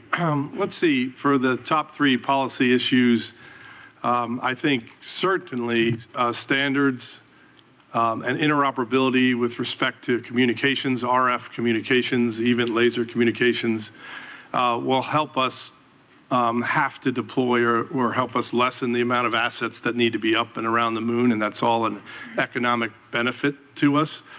So if we can agree upon a set of standards on how to work together at the highest levels technically, and we can agree upon interoperability standards, much like the International Space Station developed over time, I think that would be incredibly powerful. I think, though, one area of standardization that is of particular importance when you're thinking about navigation schemes around the moon will be in timing, and how we address time on the moon, and whether we have an Earth reference frame for timing or a lunar reference frame for timing. Consider Mars, for example. When we fly to Mars in transit, we're in an Earth reference frame for timing, but once on the surface of Mars, we're in a solar reference time, or SOLS. And so the ability to convert in real time back to an Earth reference frame from the moon takes more assets and energy than creating these islands in the sky for time, because the time at the moon ticks differently than the time on Earth based on gravity. And so I think an international space agency or an international committee on standards and interoperability is of incredible importance, and one of the topics to tackle, just like Greenwich Mean Time, is lunar time. I would suggest, however, that if any international policy board is created or working group is created, as was suggested, that the board or the working group or the policy group has a speed of decision making that's necessary to keep this regular cadence of missions. If we deliberate over long periods of time without resolution, that could jeopardize the economics of going back to the moon, the sustainability of the moon, and the sustainability of space-based programs. You know, being part of the commercial sector to drive innovation into space exploration, to drive the price point down and the speed of execution up, we would like to see a very rapid decision-making type of working group or international organization to be able to deliberate on these critical issues that face us as we move forward. So that's just a couple of them, not quite all three, Jennifer. I think the one, standards and interoperability, is enough for three, the priority that everyone is placing on that. Yufu, please.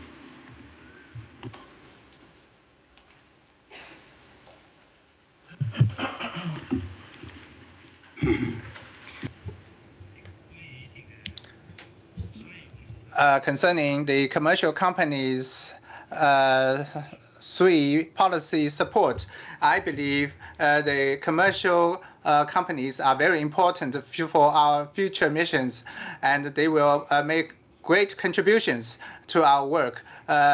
In order to bring a commercial company into our work, several points as follows are very important. First, we should adopt reasonable space activity plans for companies to join in to develop the commercial activities on on the moon, and to protect their interest. This is the first point. The second point is we must guarantee the safety and security of lunar activities, which requires us to establish exchange of information on lunar activities. That means the lunar activities must acquire very important advanced information. The third point is we still need to promote the international cooperation on lunar activities, especially the commercial companies in these cooperations. This is a very important prerequisite for the commercial companies to join in our efforts, so that these commercial activities could jointly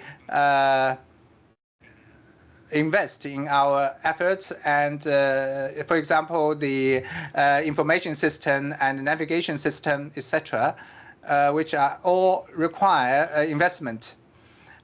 These activities will guarantee the successful participation of commercial companies in our activities. These are very important 3 points that I want to mention. Thank you. Thank you, Yufu. Logan, through your business lens, could you comment on your top priorities? Sure. So I tend to agree that there is a need and a near-term focus on some of the practical matters. I think the example of timing and time zones, this is important with regard to ensuring safety and in sustainable operations. That I agree. I'll put a bit more emphasis into the way I see funding and international coordination from a policy perspective. From the industrial standpoint, the demand signal for individual technologies, payloads, the architectures, having clarification will help us to define the sustainable approaches that industry provides. So, to us, this means working with our governments and encouraging our governments to coordinate partnerships, but between industry and between governments, that really ensures that we're not duplicating capabilities or operations needlessly. Developing coordinated investment policies will signal to industry, including to Blue Origin, where we should invest and what partnerships we need across borders. So I think that there's a particular emphasis on over the next decades how we implement that how that is done. So I guess my final note is that sustainable appropriations for those coordinated capabilities is critical, and we continue to work with our government and continue those discussions about how we ensure that the political visions match the mission outcomes. We're seeing more and more that industry is providing and creating these space operations, and there's a particular emphasis on cislunar operations, and I think that the sustainable appropriations is critical. Thank you, Logan. Catherine, can you speak to it through your research and startup lens? Absolutely, thanks. So I think there's a lot of very good points that have been made. I would like to come back to the topic of standards and interoperability, because I think that is a really interesting and rich area that needs to be developed in the frame of sustainable lunar activities. So for interoperability and interoperability guidelines, this is of great importance to startups operating in this field, because we're looking at future entities that may address an individual element in what is a large and complex system. And so understanding what are the guidelines, what the interoperability implications are, I think is really important for those companies in order to be able to develop their technology, their service, within a framework of something that is internationally agreed upon. So interoperability is important because it also it increases opportunities for new companies, new businesses looking to enter into a future lunar economy. In ESRIC, we are developing ground-based research infrastructure, and on that ground-based research infrastructure, we are looking at these complex systems, and the future lunar surface activities are likely to be very complex. Some of the scenarios we're discussing are complex end-to-end systems that will operate over longer time periods than we're currently used to. And so with our research infrastructure that looks at these complex end-to-end systems, we need to address the issue of interoperability, because we would like for other researchers, other industry partners to be able to come and use that research infrastructure. And so there we have a practical example of some of the work that can be done on the ground to support what would be a future lunar economy. And this is done in partnership with ESA. But we can see the scale of the challenge that lies ahead, certainly for some of our early stage ventures. I think other areas of importance for startups and early stage ventures include topics that have already been discussed. Operations, what is the framework, what are the guidelines for operation, transparency across future plans and future operations, and data. But I think one of the key tangible areas of activity that is of great importance is that of standards and interoperability. You can see there's an emerging consensus, at least on this panel, as to some of the priorities. With that, I'm going to turn to the third question, which focuses again on the importance of a mechanism for transparency and coordination of lunar activities, which from where we sit, of course, would include the private sector. many of the issues that were discussed in the prior session and then as well here probably do more than suggest, but state pretty strongly that collaboration and information sharing across both the private and public entities would be highly valuable to the Moon for All vision that was the opening of today's conference. So my question to our panel is, what role can the global private sector play? I emphasize global, right? The global private sector play, given, quite honestly, that this is mostly a member state driven process, yet here we are. So I'm gonna promise I was gonna start with you, Steve. Thank you. Let's see, when I think about what role we can play, I think if we think about moving from development of spacecraft and lunar programs into something more like operations, mission operations and operations on the surface, as we move into that area, we're learning. Flying to the moon is difficult. It's very hard, and you learn lessons every time you make an attempt to fly to the moon. You learn about the space environment. You learn about the communications difficulties, navigation difficulties, the lunar surface environment.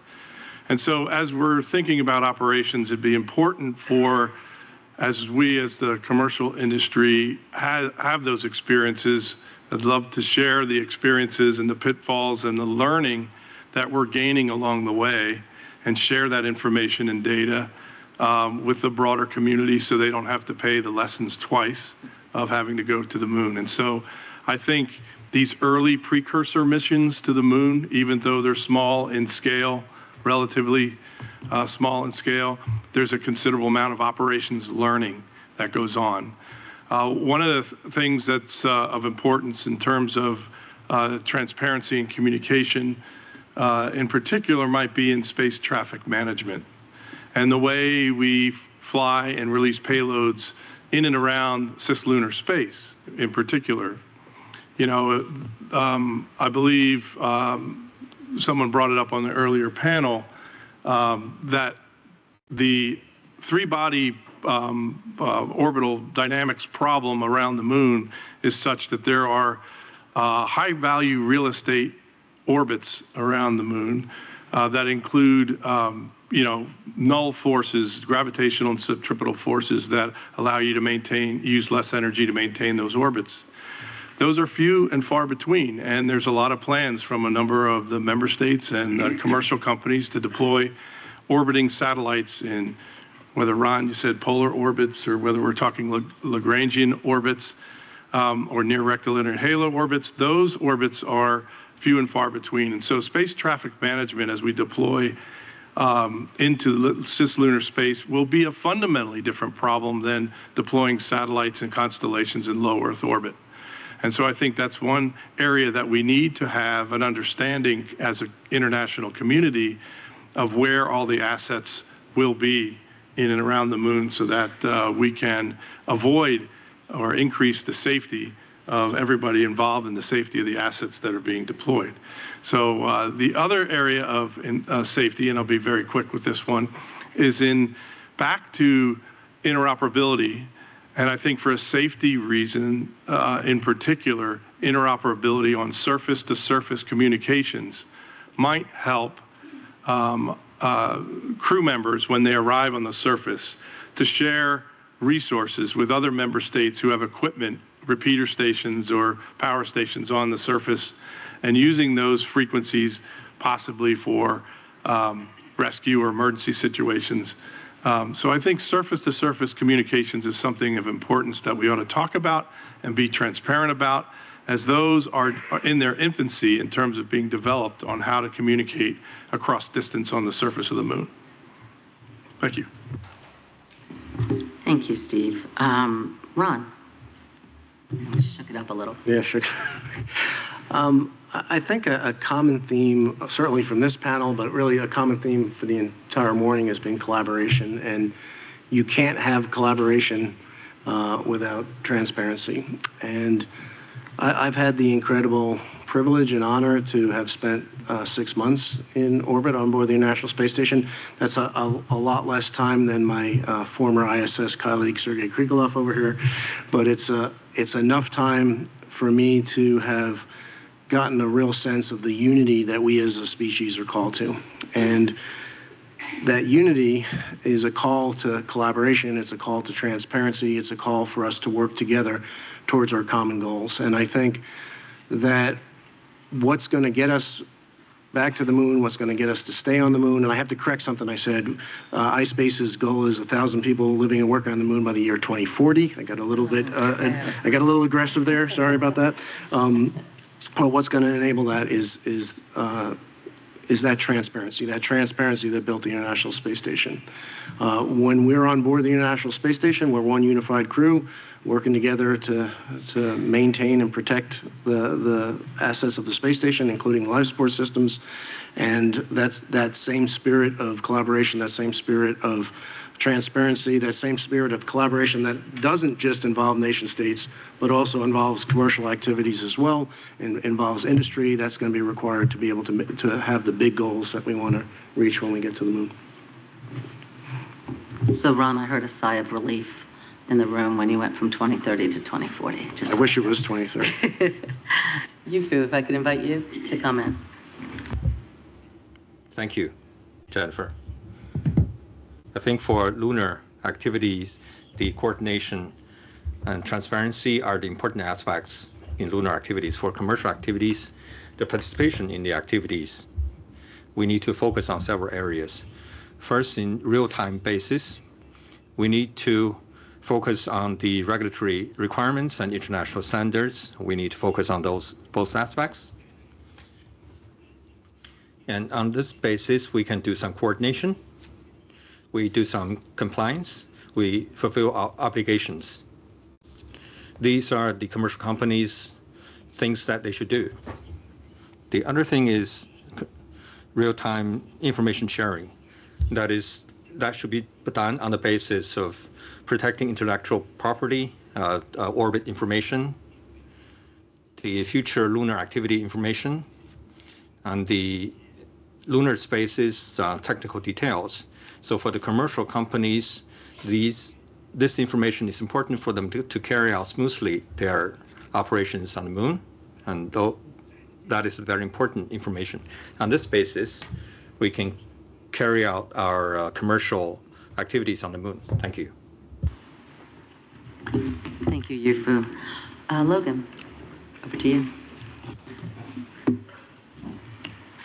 Let's see. So I appreciate being able to engage and like I said, learn from a forum like this.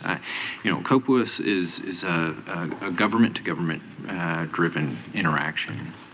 And from an industry standpoint, we have a lot of missions planned.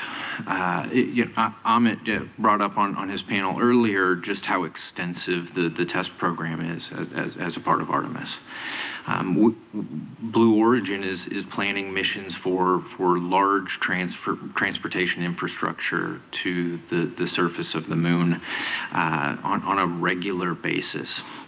So we feel well equipped to provide insight into these operations and in some of those challenges. And like I said, we welcome any invitation to engage and learn from these forums similar to this or other even more formal. We are interested to learn, not to usurp any government process. We strictly are from an industrial standpoint, learning and providing insights into those challenges that we're going to find in these space operations in cislunar space.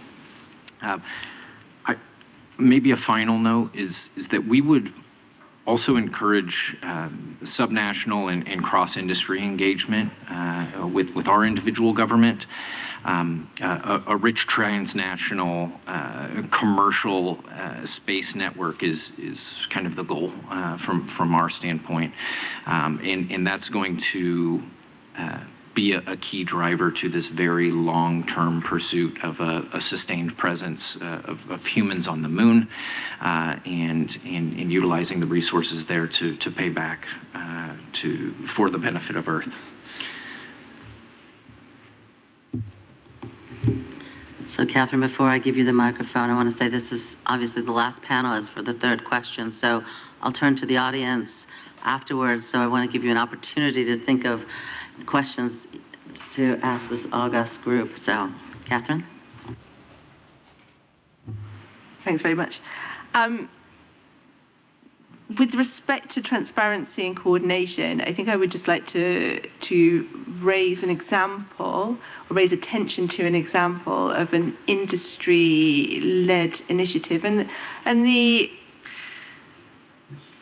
what industry-led initiatives can perhaps offer in terms of information for the future. So one industry-led association in Europe is the Euro to Moon Association. This is an industry association of parties that are interested in future lunar economic activities.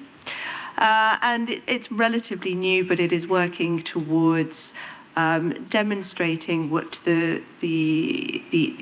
what industry, when working together, can do.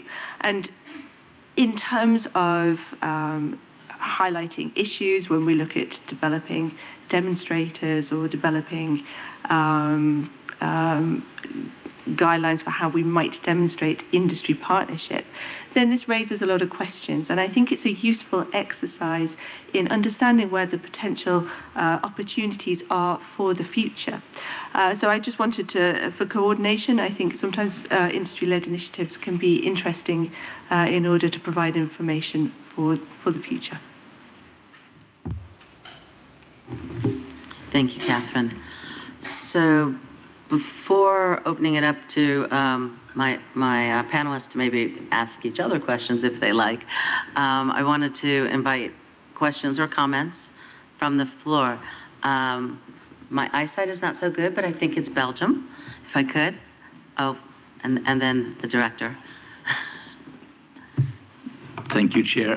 This is not Belgium, but I'm using it as a convenient way to, it's only on my own capacity. So my name is Jean-François Mayence from the Belgian Federal Office for Science Policy.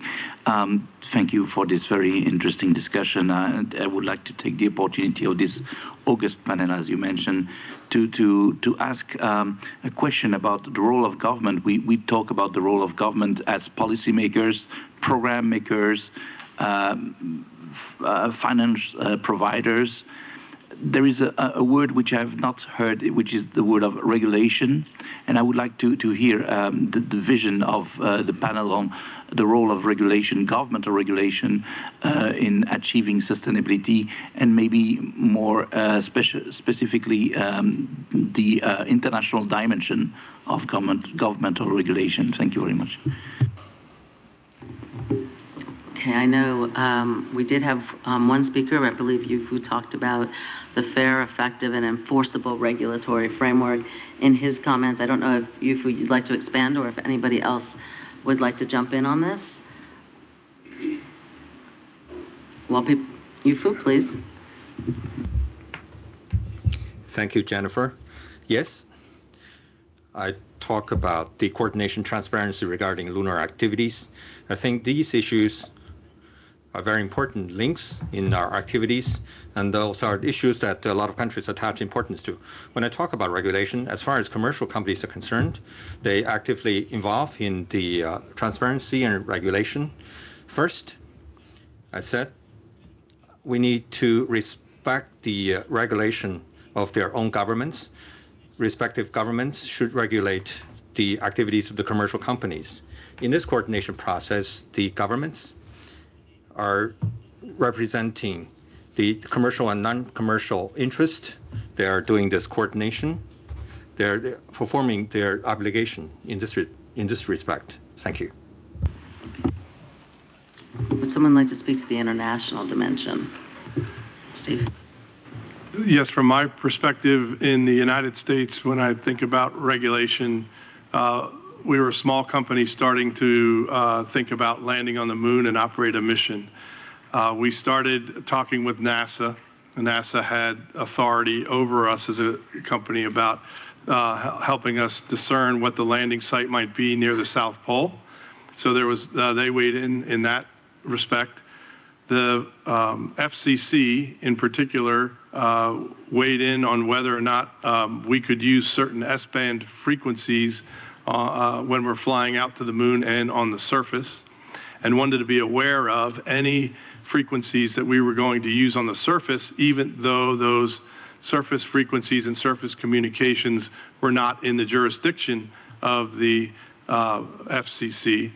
And then the FAA, or the Federal Aviation Administration, weighed in on whether we could receive a launch license to leave Earth and fly out into space without causing any kind of risk to human life back on Earth should any of our equipment fail and return to Earth. And so there was quite an extensive coordination with the U.S. government before we could fly any single commercial mission. I think an example for the international cooperation is as you elevate from a single nation state to international cooperation is the ITU. And the ITU then weighs in with member states to say what RF transmissions are occurring on that particular mission, and are there any interface issues. And that's a fairly responsive organization, I've found, in terms of getting through the process. And so I think there is a natural progression from your own nation state up to the international coordination, and I think that might be a model for how we move forward with more and more regulation over flying to the moon and in cislunar space. Just as a point of information, and then I'll turn it over to the director. Steve mentioned the ITU. For those of you, I recognize some familiar faces. The ITU has set an agenda for the 2027 World Radio Conference, which will address frequencies for the moon, lunar surface, and lunar spacecraft. So I wanted to flag that. I know many nations here are involved in that, but I think the question also focused on non-frequencies, and that certainly is anything non-frequency would be outside the remit of the ITU. So one observation would be the ability to adhere to international standards could be, when we've talked about guidelines, interoperability and standards and the guidelines, regulation that encourages the adherence to those standards and guidelines could be very effective from an economics perspective for both governments and industry. And then, Artie, I'm sorry, over to you. Thank you so much. I have a question about interoperability. In other terrestrial industry, terrestrial communications, for example, interoperability is an industry-driven notion. It may be coordinated in a global fora. For example, when we talk about terrestrial communications or even satellite communications, we do talk about 3GPP. To what extent, for interoperability of lunar activities, do you require action or consideration on key points from the public sector, or can it still be industry-driven? Thank you. Would anybody like to address that question? I can give a comment. I think that's well put. I think the standards are typically derived from innovation that occurs that then is adopted more broadly and then applied. Nanosatellites is a good example of CubeSats and the way CubeSat as a standard has evolved around the world, and that has enabled universities and even individuals to develop satellites that could be deployed and useful in space. And so that standard, I believe, though, that one was developed by the Air Force. But I think, though, there are these innovations that occur that when they break the boundary of what has traditionally been thought of and they receive wide acceptance, can easily become a standard that then should and could be enforced. And but I think the key of that is innovation to drive those out of the private sector.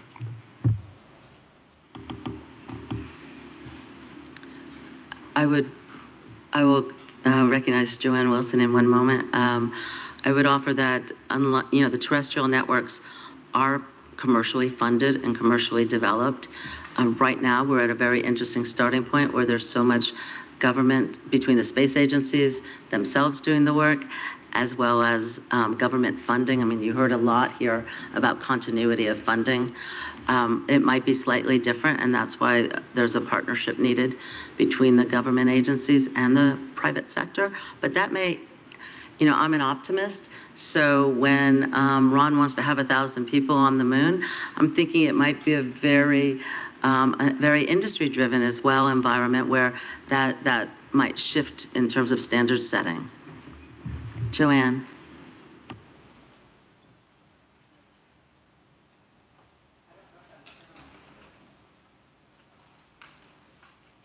Thank you. Hi, Jennifer, and good morning, afternoon, everyone. Yes, thank you for mentioning the agenda item. Oh, by the way, I'm the Deputy Director of the Radio Communications Bureau at the International Telecommunications Union.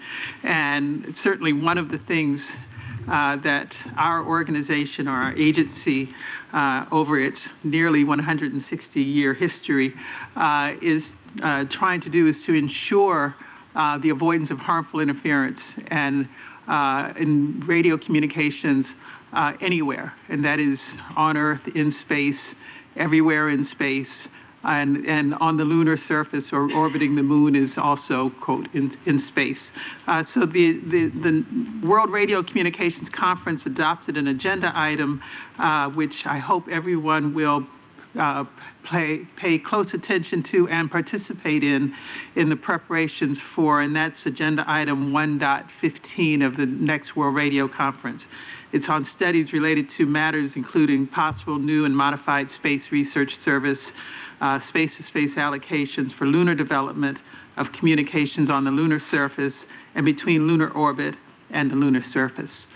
And in this standpoint, the radio regulations provide a fundamental framework that will then allow your coordination to occur amongst the involved parties with the assurance that they're coordinating in a manner that will avoid harmful interference. And so we stand ready to welcome both the private sector, because you can participate in the preparations for the conference in the ITU's working party 7D related to this particular agenda item, as well, of course, through the various administrations.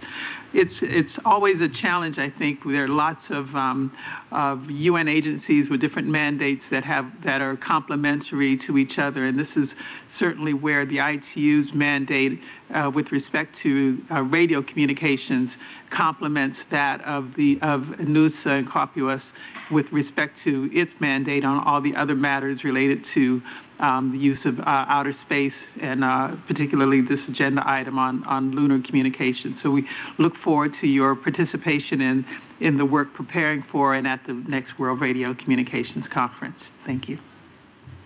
Thank you, Joanne. And I failed to recognize the lady in back there. Thank you for your patience. Oh, I'm so sorry. Well, I'll come back to you, sir. Nikita Chu, Durham University. So this morning we have explored different aspects of sustainability, including sustainability implications to resource on Earth and on the Moon, emission, disposal, sustainability and durability of infrastructure, sustained investment and industry engagement, and also sustained lunar economy. So in your experience, what may be some of the challenges when sustainability as a topic, when discussed, may be understood completely differently from sector to sector and from actor to actor? So let me see who would like to speak to this. I would just offer while my colleagues are thinking for a moment. I don't think I heard an inconsistency. I heard an expansive list of what falls within sustainability as opposed to contrasting views of sustainability. But who would like to address that? Steve? Yes, I think what was important today was the expansion of sustainability and understanding all the dimensions and aspects of it and what it could mean to each of the stakeholders. And so it's important, the distinction though, as we go forward, to make sure that we understand which aspect or which dimensions we're talking about so that we can be clear about what the policy guidelines will be when it comes towards that. It's such a broad word to use, and so we ought to be careful in how the policies are crafted to be sure that we're communicating with the next layer of language below just sustainability. You know, we put today on the panel together the idea of sustainability and safety in space. And a few weeks ago, I was speaking in Washington, D.C. about conservation and sustainability, which denotes a totally different kind of connotation for the word sustainability. So your point is well received, and thank you for your question. Sir. Well, at the outset, I really appreciate and compliment the great work done by Intuitive Machine, iSpace US, Lockheed Martin, and all those on dais, and really aspiring the private companies and the startups globally. So congratulations. Well, I just would like to ask that besides the commercial prospects, what is the real readiness and the level of intent of the private companies really to build and share the standards of interfaces, interoperability, particularly with respect to the navigation constellation and the communication constellation in the cislunar region, which is of course not feasible for any single space agency to really build? That's a great question. Not that all the others weren't, but would anybody like to speak to that? I can. Steve? When we think about when the NASA came up with the commercial lunar payload service contract, the idea was to change the way the government procured goods and services, to put the responsibility of the infrastructure piece of those services on the commercial sector, hoping that some companies could step up and deliver to that challenge. So once we start thinking about providing the infrastructure as a service back to the government, that created a new business model.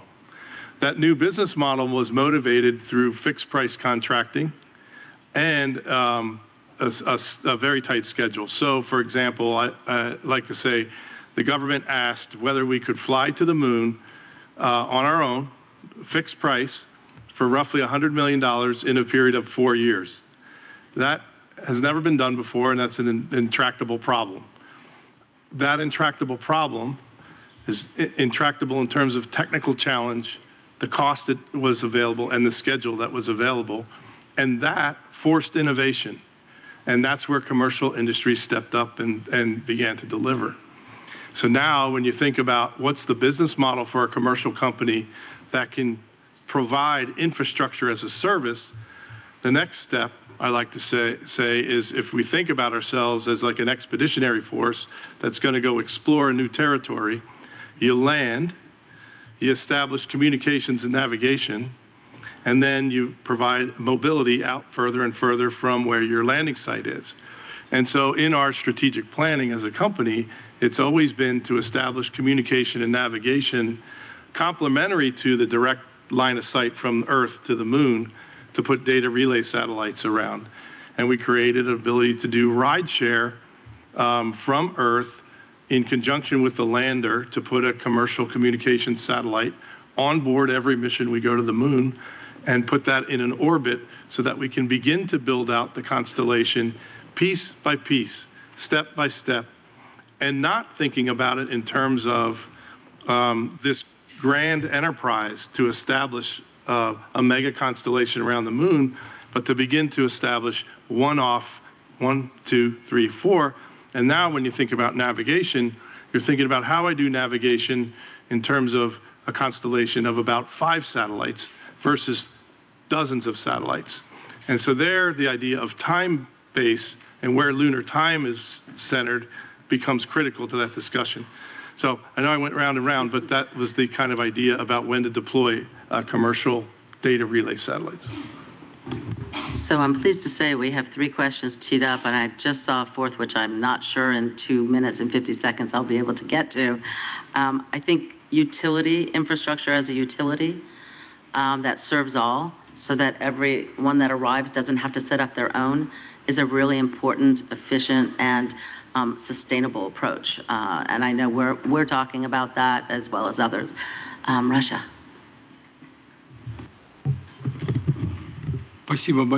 Thank you so much. Allow me to begin with thanking our panelists. Thank you for your contribution to the conference. Thank you so much. Today it's becoming evident for all that outer space activities are experiencing a revolution. The private sector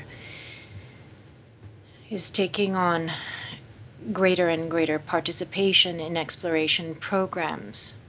You're basically becoming a driver of progress and development in outer space activities, and without your contribution, our space programs would be less effective and would move at a quite slower pace. This is a factor which is evident to all today.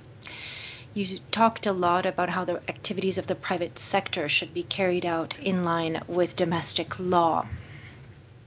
And then a lot is being done in this field today. Space leaders are taking measures to improve domestic legislation in this field so as to make it easier to cooperate with the private sector and to ensure that it can engage in outer space activities too.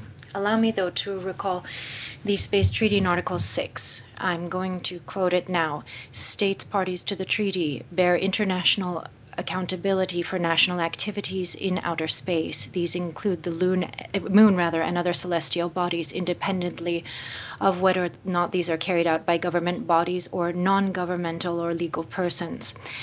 The matter now of compliance of this provision of the Space Treaty in many contexts where we see an explosion in private companies and outer space activities, this is something that's of great concern to many member states of UN COPUOS. So I think I'd like to hear your view, and I'm wondering if you take into account this factor in your activities. Thank you.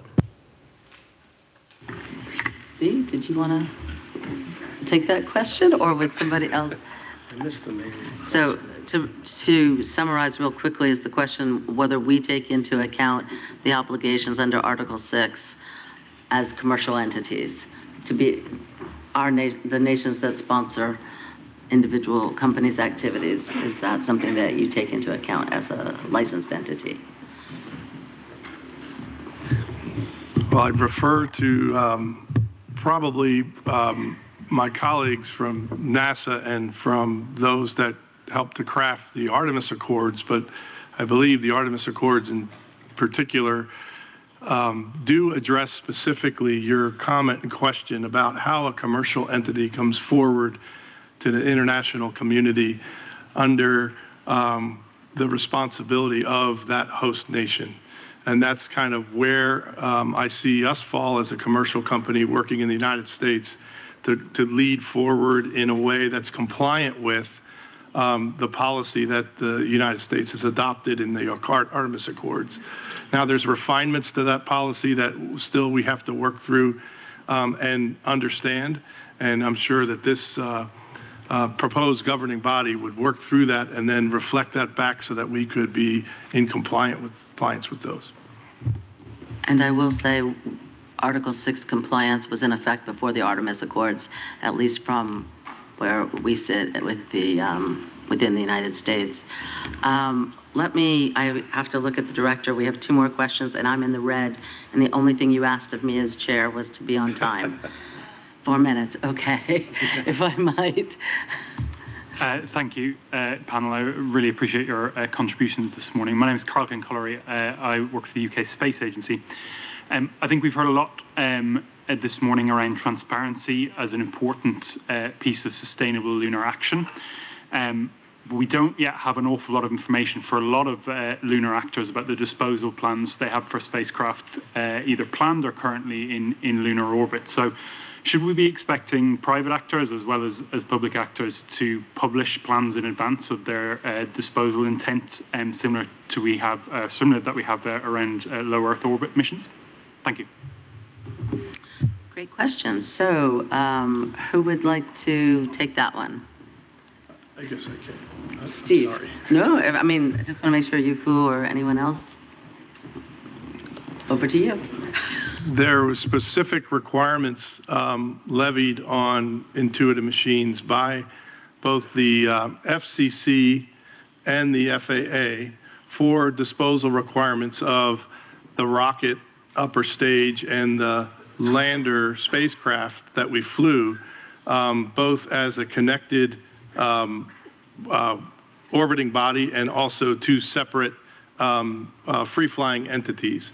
And we had to be in compliance with making sure there was no harm to potential re-entry to Earth and calculate the percentage of the population that would be affected, as well as where, in fact, any disposal based on contingencies of the propulsion system or the navigation system or any failure in the subsystems would drive us.